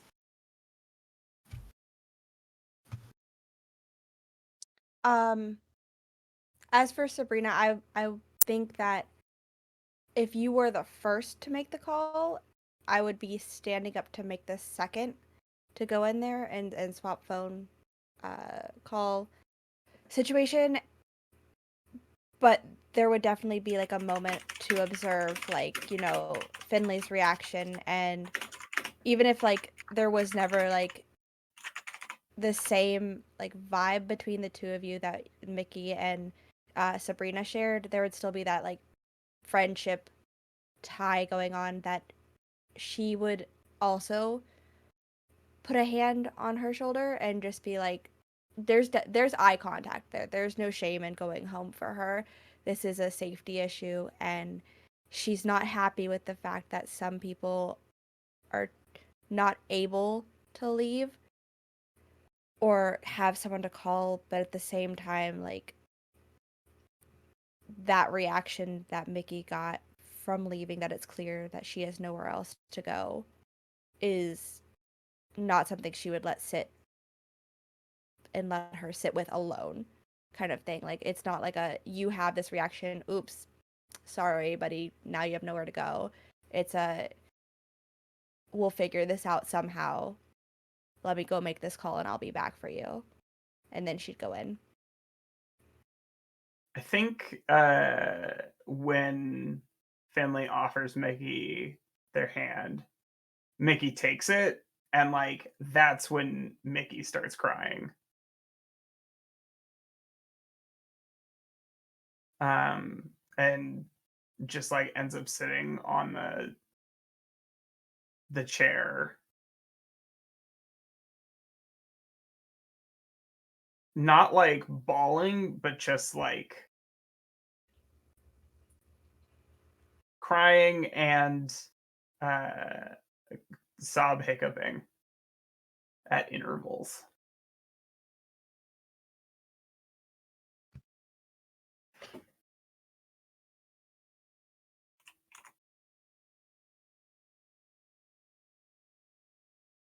Elsie, do you want a chance to narrate Sabrina's phone call? It's very straightforward. It's there was no like, her involvement here was like, you're gonna go do this and then you're gonna go to camp and you're gonna fix whatever situation you have going on and then you'll come home. It was never of like, you can't come home situation. It was the degree to which her family sent her there is not exceeding the degree to the severity of like a murder situation. So once that was explained, I think her parents would be like, okay, that's crazy, come home, but this isn't over, but also you can't stay there.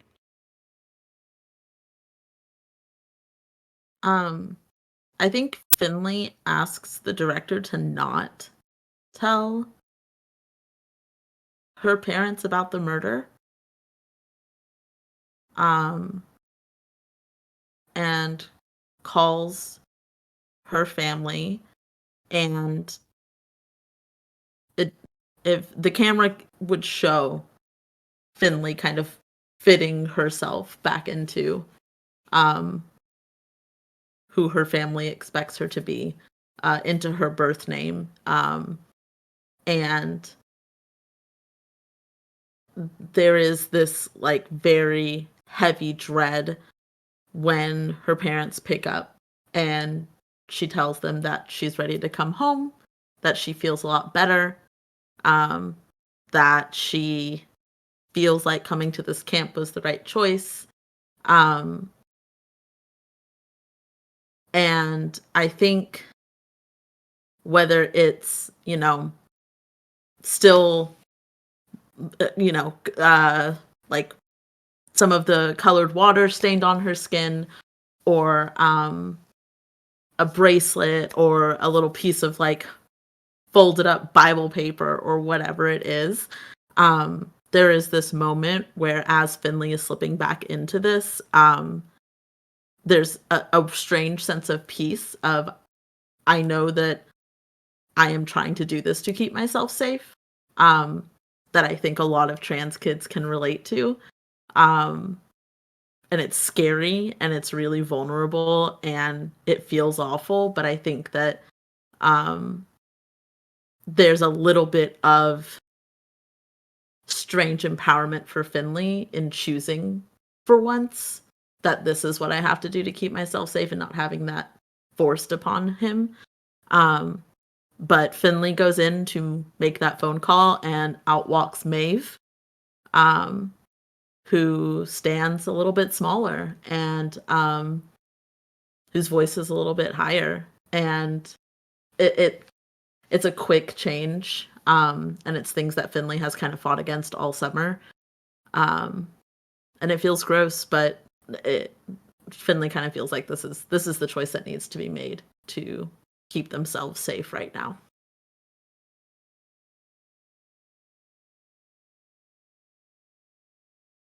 And overall, the response from your family is very positive. They're very glad that it seems like you've seen the light and have responded positively to the curriculum of the camp. And they're glad to see you come home the girl that you're meant to be.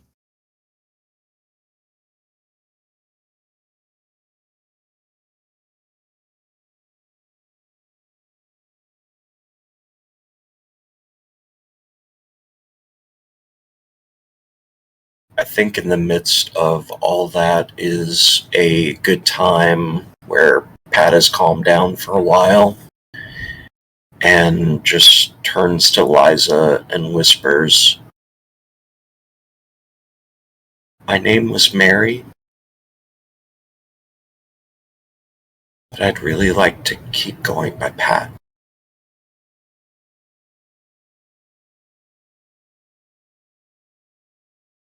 I just wanted you to know. I think Eliza just nods at first. Um, they're not as wrapped around you now as they're going to space to comment, but they're still very tightly holding your hand and I think leaning against you. And they just nod. Um,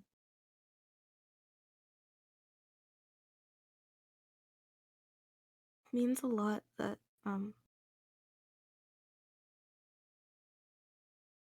you've trusted me so much.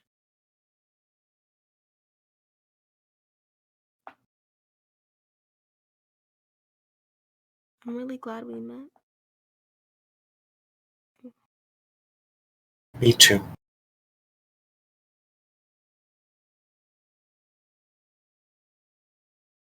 Um, I-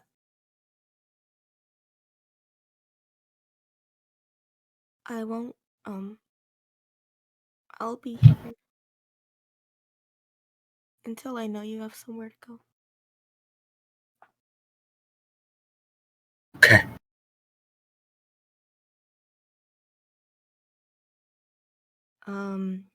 And I think Liza has also sort of calmed down, but in more of a sense of somebody who is still in the processing phase of processing that somebody is like gone, but like gone.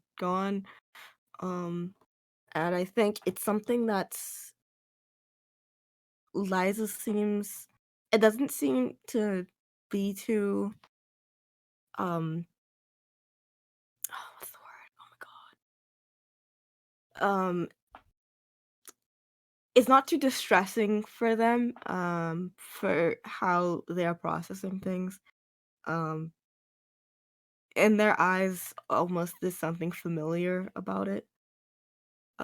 As they sort of sit there and they um they cry, but it's very silently. It's less just like tears are just naturally going down their face, and they're not really reacting.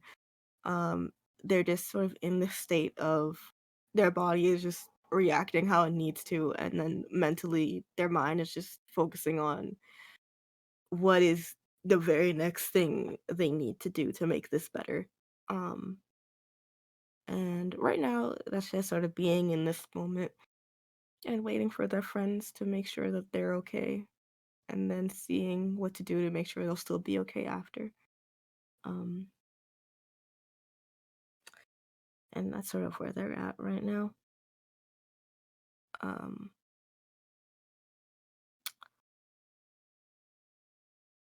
I also think is Kenny with us, like around still? I think Kenny probably would have taken a moment to himself before Mhm. coming back. Well, when Kenny comes back, Liza will sort of reach up a bit, like to see if he needs a hand to hold and wants to just sit down with them. Um, and if he takes her hand, I think she will just sort of is staring forward. Um, they seem to be constantly on lookout, and then I'll just say, um,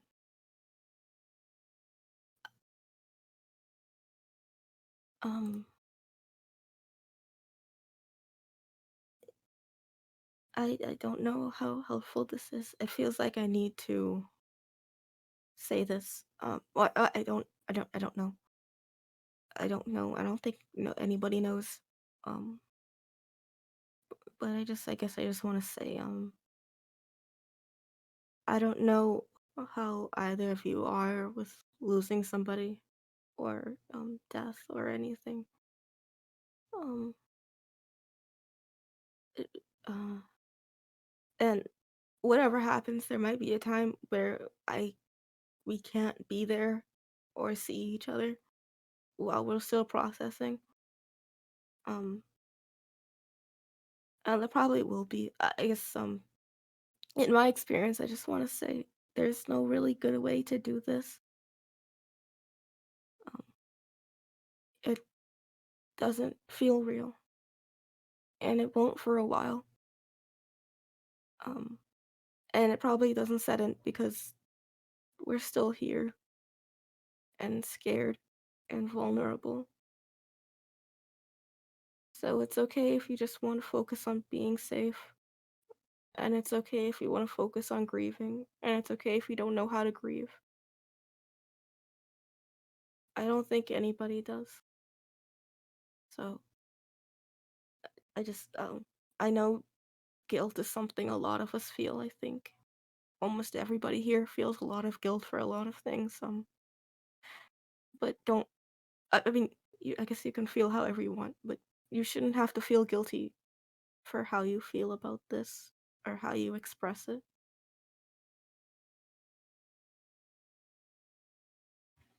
Kenny does take your hand and gives it a squeeze and says, I don't feel guilt. I feel anger.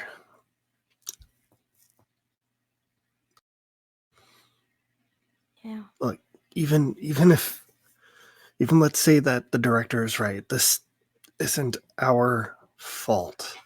That the fight that we ended up having is no direct correlation, right? Even if that's the case, I am angry that somebody thought this was a good idea. I'm angry that they are taking away the people that I actually give a shit about. I'm angry that I'm going to have to go home and either be the man that my father wants me to be or just completely disappoint him. I'm not going to do that again. I am not going to go. I'm not going to go quietly.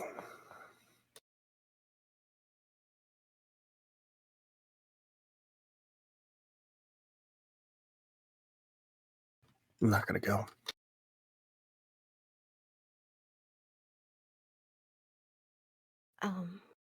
I think Liza just squeezes your hand a bit and nods. I will just sort of glance at you. I'm with you in whatever you do. Thanks.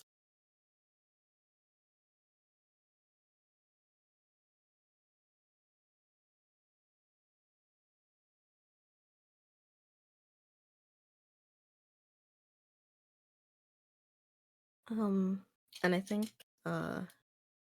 unless Sin, you had another thing. I think overall, just because I don't want to RP out all of the things, I do think Pat eventually would like go and like offer hugs to everyone, like making it clear that she's not judging them for their decision. Yeah. Especially because she feels like that would be detrimental to Finley in particular. Yeah. She's just going to miss you that you're gone, but also completely understanding in what gets you there. Liza would opt for a group hug, but if nobody really feels up to it, we don't have to. There can absolutely be a group. I feel. Shows up to the group hug like it's a family function. There's, confusion and trepidation. You know. Not the actual vibes of it, just like the way it was phrased. You gotta show up to the group hug. Yeah. Oh goodness. I think Mickey. I don't know how much time we want to cover, but at some point I figure we have to sleep, and Mickey absolutely does not want to sleep alone in a bunk. And is going to try and find a way to like be next to as many other bodies as possible. I don't think much sleeping would honestly happen after something like that. You just pull all the mattresses onto the center of the cabin. Yeah. Yeah, I think everybody starts to like go to get ready for bed, and Finley just like doesn't say anything and drags his mattress to the middle of the room, lays down with a blanket, and then like not looking at anybody, just like holds his arms up and waits for somebody to come cuddle. Oh. It's Allie. Allie is the first one to come cuddle because Wonderful. first thing that happens is that Allie jumps up onto Meg's bed and then starts pining because Megg isn't there. And then paces around the cabin, and then finally Finley comes into the center of the room, lifts arms up, and then cuddles into Finley.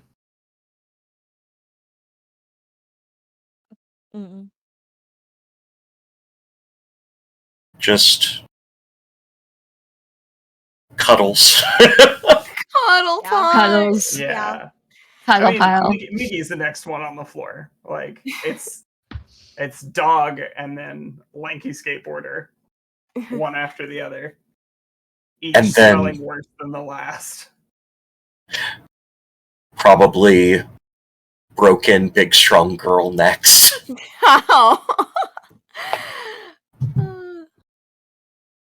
Who's next, guys? This list is very important.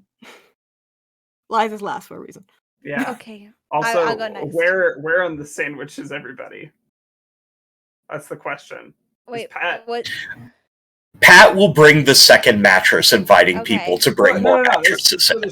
there's two mattresses. One representing Mickey and one representing Finley. Where is the other mattress going? Oh, Or do we have to go 3D with this? And it's like there, like It's like alongside.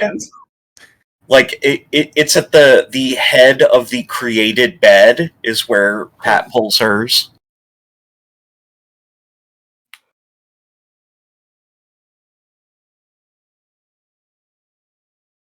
I'll pull mine down next. The fourth one, and it's gonna go. Wait, Oh my god. Right now we have a pie symbol, and Oh, Okay. no. That was We gonna be my question. Was the mattress like along horizontally, or did you also do it vertically? Like, so it's now 2 lines of. Okay. So I'm gonna do. right, you're thinking pie symbol, Sim, right? Yeah. Yeah. Sin. Okay. I'm gonna put mine the third in the row. So now it's like a pie symbol and a third next to the second leg of the pie. On Mickey's Yeah, side or who's on the Finley's jelly? side? Who's the jelly? I don't just- know. I just want it known that isn't like the common trope that gay people can't do math, and here we are trying to do something mathematical. Yes. We had this discussion at the beginning of the game. Wait, no, that was in a different server. Never mind. We were trying to figure out who had the math brain cell and who had a brain cell in general. Never mind. My. But also, it's very gay over there too. So nobody can do math today, I guess. I really don't know. I'm just gonna evens or odds it because I don't have an idea. I didn't think about that. Perfect. Great. All right, Kian. All right, Vermin. Evens or Odds. odds? The most important role of Evens. the entire Oh. Our friendship is series. over. Our friendship is over. How is our friendship over again after cream soda and like chance? What This the is fuck? worst.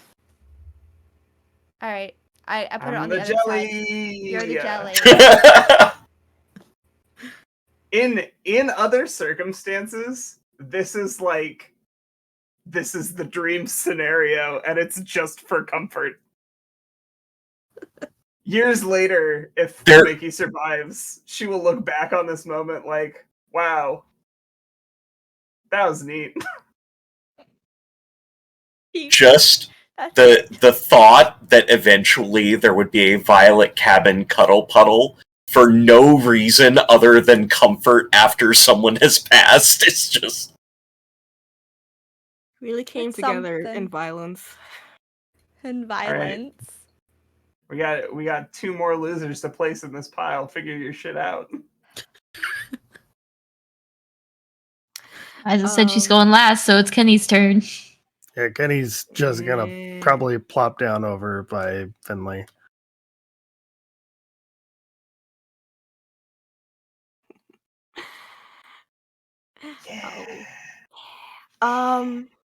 The reason Liza is last is because they are trying to make a makeshift lock and or alarm system on the door.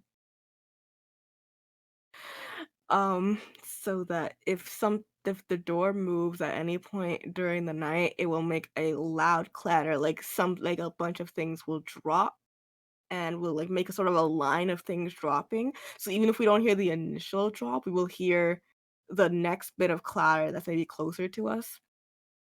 And Liza will spend just a bit of time rigging that up and is very focused on that. I like the idea that there is a way to because the cabin does have doors, right? Yeah.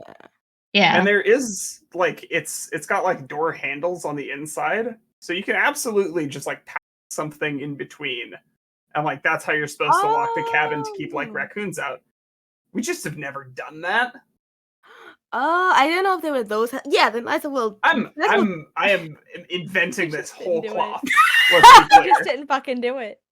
Uh, We wanted the raccoons. We were trying to The door lure them did have a. in. The door had a lock. We just never We knew kept about all of it. our food tucked away. It's fine. we I are don't think we all did.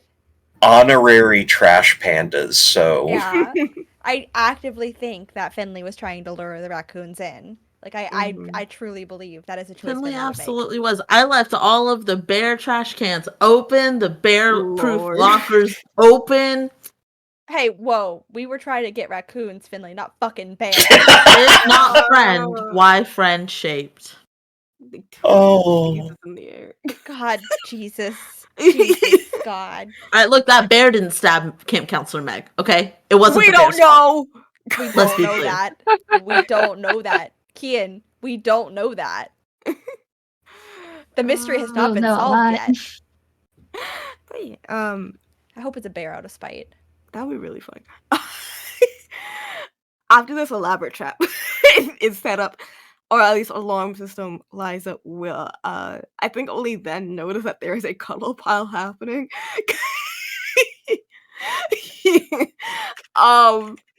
and will then absolutely just like drag their mattress, probably whatever side has the least amount of of Finley's fucking side. Since God, Sabrina's a goddamn traitor. well then it's with But- Finley. Thank But you. Kenny was over on Finley's side. I know, but I now we can't have to fucking win win. this game. I Oh, can't God, well, fucking okay. win. Well, you know what? Now it's What? with Pat. Now it's uneven. Let's okay. So here, That's what I wanted to hear. okay. I've drawn the system out. Let's be No, real wait. here. To make this completely even, to make this even out, Yeah. to make this even out on all sides, right? Yeah. The real thing that you should be doing is putting it at the foot of everybody's bed. Oh, because then. Because it's 4 people in a line, right? And then Pat's at the head of everybody. So if you put your mattress at the foot of everybody, that rounds it all out. Oh, because. Oh, okay. And I do want to state, I think she didn't do it knowingly, but Pat probably put herself closest to the door. Oh, man. Liza.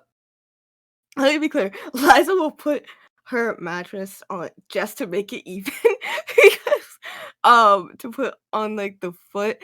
And then we'll go next to Pat.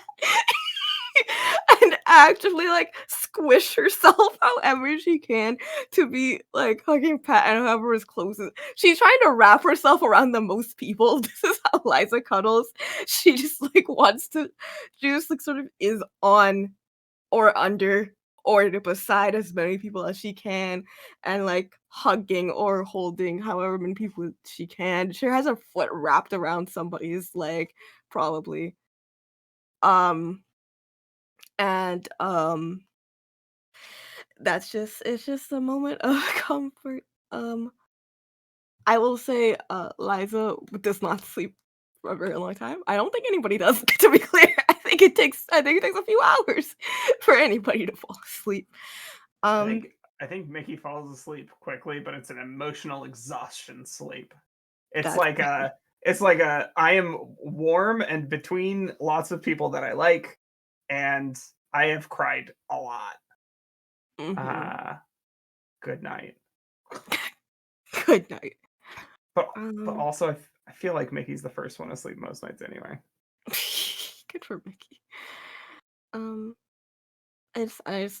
Just to round off, Liza will tell a story just absentmindedly as people are falling asleep. It's very quietly because again she's scared to make too much noise. But I think it's just she knows maybe something needs to be done just so there isn't a silence and people when there's silence people get in their mind a lot. And maybe now's not a good time for that to happen. So she will just sort of make up a story. It's clear she's just making it up as she goes.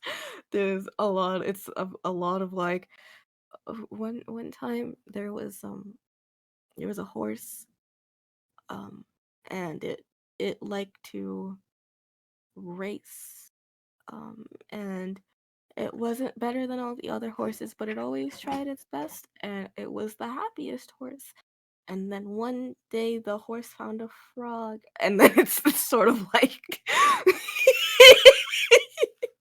it's that sort of thing. And I you only pan out to just like, and the frog said, "Do you want to be friends?" And the horse was like, "Sure." Do you know? Just And then- nonsensical. And then the horse was like, "Have you met my friend Billy?" And Billy is a dog. It's nonsense, but it's comfortable. It's comfortable nonsense.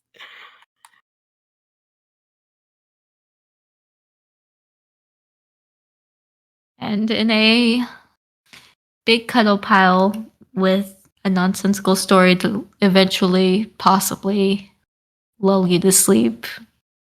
Possibly. It's a key word there, possibly. Lull you to sleep. You guys have night air and silence. Well, not silence, there's a story. to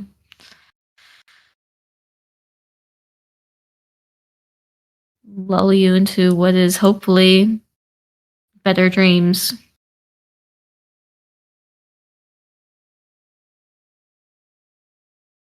Waiting for what is to come tomorrow. It's hopefully better days.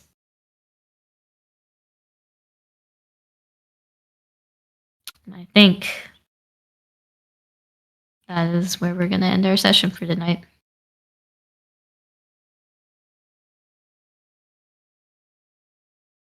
Thank you, everybody, for coming to hang out with us tonight.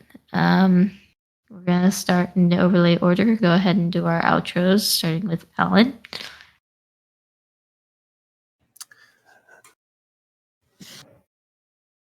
Sorry, my dog just coughed really loud.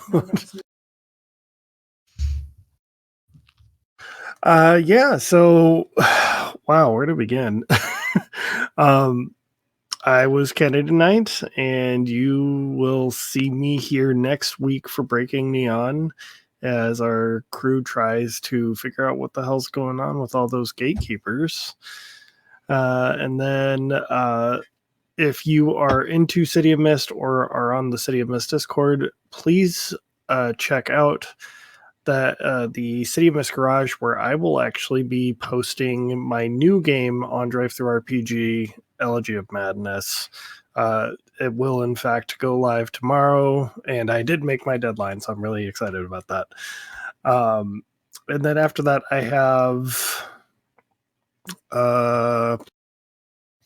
have King's Gambit at the end of the month. So after that, we just go back around, and I guess I will popcorn over to... Let's go to Vermin. No overlay order, I see. We're Hey, supposed everybody. to go We're popcorning now. You've made a decision. It's happening. Hey, everybody. I'm Legendary Vermin. You can find me as Legendary Vermin on all the matter, which includes Twitter, Bluesky, YouTube, Itch, Twitch, and more. If you want to see more of this kind of stuff that I do, my biggest recommendations are starting on Tuesday the 27th, and then all through March. I'm going to be premiering or doing a pre-release stream of Case and Soul over on Neon Lights Roleplay. We're doing a short shot apocalyptic mecha setting where the sun is about to blow up. So if you're here, you probably like feelings. There's going to be more feelings there. Catch us for Until Stars Collapse. Then on 2 consecutive Wednesdays, I want to say it's going to be the 28th and then the 6th. I'm going to be over on Plus One XP showing off a brand new game by Nevin Holmes. Come check that out. It's about shape-shifting, and it should be cute, and we have to wear masks as a part of that game. So you can see the beautiful mask that I craft for myself. It'll be very fun. Other than that, catch me here. Catch me in the upcoming relaunch of Tears of Divinity, Fading Chronicle. And on Mondays, you can see me GMing The World Within You over on Neon Lights Roleplay. So yeah, check all that stuff out. Popcorn Danny. And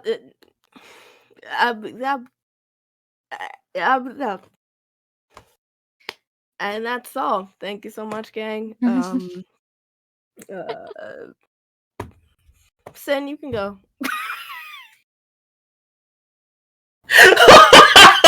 Wow, thank you I love it. for that wonderful piece of art. Hi, I'm Synthetic. You can call me Sin. I'm just going to talk about games that I'm GMing coming up, so I can talk about fewer things.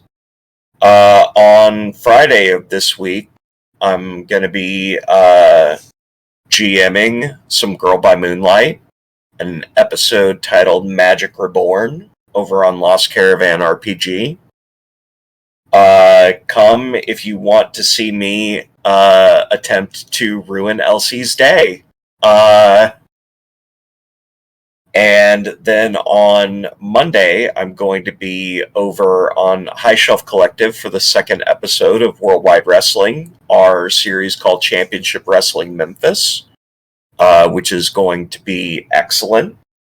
And then at the beginning of March, it's going to be March 4th, where we are going to have the second episode of Queensgate Chronicles on Queensgate Chronicles. And that's when I'm going to ruin Danny's day. So I just ruin lots of days for lots of people. It's a thing that I love to do to my friends. Speaking of ruining my friends' days, LC, why don't you go next? I knew it. Thanks. And thanks. Happy Lent. I'm not even Catholic. But I have chosen, out of spite, to give up kissing NPCs for Lent. And I'm going to win Lent this year. I don't think I've ever won Lent before, and I did 9 years of Catholic school. I say that like I did a hard time. It felt like it. Anyways, where can you find me next? Technically today, you can find me over on the Lost Caravan, where my single ass will be celebrating Valentine's Day, playing Honey Heist, where I play a sun bear, and we're gonna heist a bridal show? Question mark? I don't know. It's gonna be fucking feral. The cast is superb. It's crazy. And then I don't know what Sen is talking about. Girl by Moonlight gonna ruin my life. There's no chance for any NPC there. In fact, I have a PC there that always ends up making out with me in the game, and then we sacrifice someone. So you know what? That's more likely. Thank you. Every other Monday, you can find me on the Lost Caravan as well for Dustgrave. It's not Dustgrave anymore, it's Hell's Gate. I have gotten myself into quite a pickle, as I do always. So if you just want to see me suffer there, that's great. That's fun. And then on the 27th, I have Demigods. My outros are always so fucking hot messy. I'm so sorry. Demigods is like I get to relive my childhood dream to be a demigod, and fuck, I can't. Never mind. I can't kiss Kronos. This is the worst thing I've ever done, and I've announced it live, and I can't fucking. I really screwed myself in this one, guys. I don't even know what I'm gonna play for that one. It's gonna be fun though. I really dropped the ball. And then I'm really excited for the 28th because Kian and I'm just gonna say it for Kian too, are finally getting to play our Lancer game for Recall Week, where we're taking the Nova cast, the old Necromancers cast from the original Lancer series on Lost Caravan, and Min from the Dustgrave series and now Hell's Gate, and we're smashing them all together into one universe, and we're gonna apparently make out. I don't know, they're all PCs, so it doesn't count. And then you can find me back here. I missed King's Gambit. It hid over there in the corner. I'm here for King's Gambit this month. I'm super excited because I have no idea what's been going on. And apparently I'm still shot. And then I'll be here on the 2nd for Speakeasy, which, again, I have been promised that Timothy is coming back. So I screwed myself there too. But I'm going to skip all of March until the 26th because I'm really excited and I want people to know about this. I get to present on High Shelf Collective for Off the Shelfie. I don't know which one I'm going to do. I have 2 presentations that I've planned. One is X character did nothing wrong, and then I go into an essay series of why these particular characters did nothing wrong. Please know it is a satire, and it is completely ironic. Do not come argue with me about it. I know they are wrong. God forbid I am not supporting these characters. And the second one is, should I go to the hospital? Should I go to urgent care? Or should I see my PCP? Or should I stay home? Your guide to should I go to the hospital? Should I go to urgent care? Should I go to my primary care doctor? Or should I stay home? I will say, disclaimer, I'm a medical professional. I am not giving actual medical advice. You cannot sue me for this. I am liable for nothing, but I would like to provide a guide for that. One of them is serious, one of them is not. Depends on the vibes, which I will present. But if you want to learn about something like that, come on over on the 26th of March. It's very far away. Thank you. I don't know who's next. Who's gone? I guess it's just you, Kian. I think it's just me, yeah. Oh, well, anyways, that's all. Thank you for joining us. Kian doesn't get to say anything. Fuck you. Okay, go ahead. I'm sorry. Hello, everybody. My name is Kian. My pronouns are they, he. You can find me on the interwebs at uptight_chiffon, uptight-chiffon, depending on where you are. You can find me. I'm a recurring cast member over on Entropy Emporium. I'm in our Cypher heist game. I am in our Thirsty Sword Lesbians Lust and Dust game. I will be in our Horror Masks game starting in March, run by JD, called They Call Us Villains. I also have a casting call up right now. It closes this weekend for a Invisible Sun campaign that I'll be running over there starting in April or May. The seats available are reserved for BIPOC players. Please feel free to apply. I'm super excited about the game. The link is somewhere. It's probably on Twitter. You can find me over on Lost Caravan. On the 4th, I will be GMing for the first time on stream, GMing a game called Something Is Wrong with These Chickens. It is about chickens with eldritch powers. I'm super excited. It's for Charity Week. So I think that's going to be a lot of fun. I am over on our Fabulous Ultima campaign every other Saturday. I play a little lad trying to save his girlfriend and romance a dragon. Starting on March 6th, no, 13th is the return. What? No, not on the 5th, because Blair's out of town. On the 13th is the return of Nova, which is super exciting. Nova Season 2. Elsie, I don't know why you look so confused. It's on my calendar. Don't tell me I'm wrong, please. So I'm super excited about that over on Lost Caravan. And then over on High Shelf Collective in March will be the return of Beacon's Arc 2, where I just play another little lad that's slowly turning into a tree, being reclaimed by an acorn. That's what I'm doing. Follow me on social media. I've got a couple other projects coming up that I can't quite announce yet. I also do want to say, I know that the narrative that I told at the end for Finley is a really difficult narrative for trans folks. It is something that I have personal experience with, but of course, none of our stories are the same. Take care of yourselves, love yourselves. Try to give yourself space. That sometimes putting on that armor is just going into a secret agent mode to keep yourself safe. And sometimes that's what we have to do, unfortunately. And you are never wrong for choosing and prioritizing your safety. But yeah, come follow me on social media if you're interested in what I do. I kind of play the same little deranged characters all the time. So that's pretty much what you see is what you're going to get. But that's me. I'll hand it back over to Meg. Hello, everybody. I am Meg and/or Meg Mysteria. You can find me as such on Twitch, on Twitter, on Itch, and Blue Sky as well. If you like what you saw tonight, you can find me coming up this coming Sunday for our City of Mist campaign, Breaking Neon, where I get to deal with the gatekeepers. They turned against me, their fellow gatekeeper. I get to clean up their mess.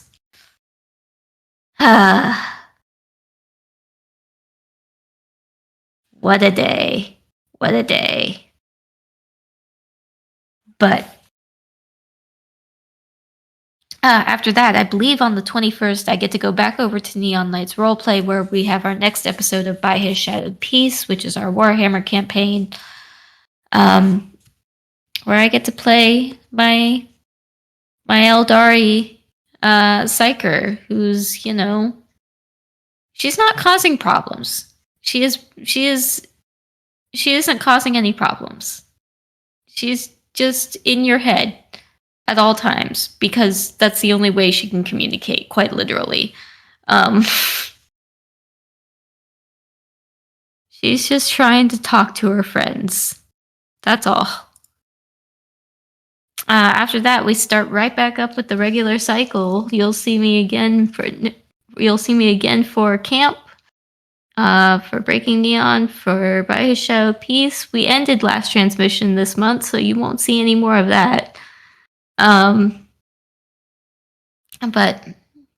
keep an eye out for more fabulous content, and maybe we'll see. Oh, I forgot.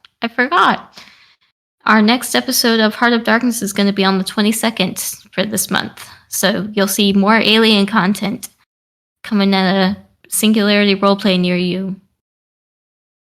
And I believe that's it for me. Thank you again, everybody, for coming out. And we are going to throw a raid over to Perception Studio, so stick around for that. Have a good night, everybody. Bye-bye.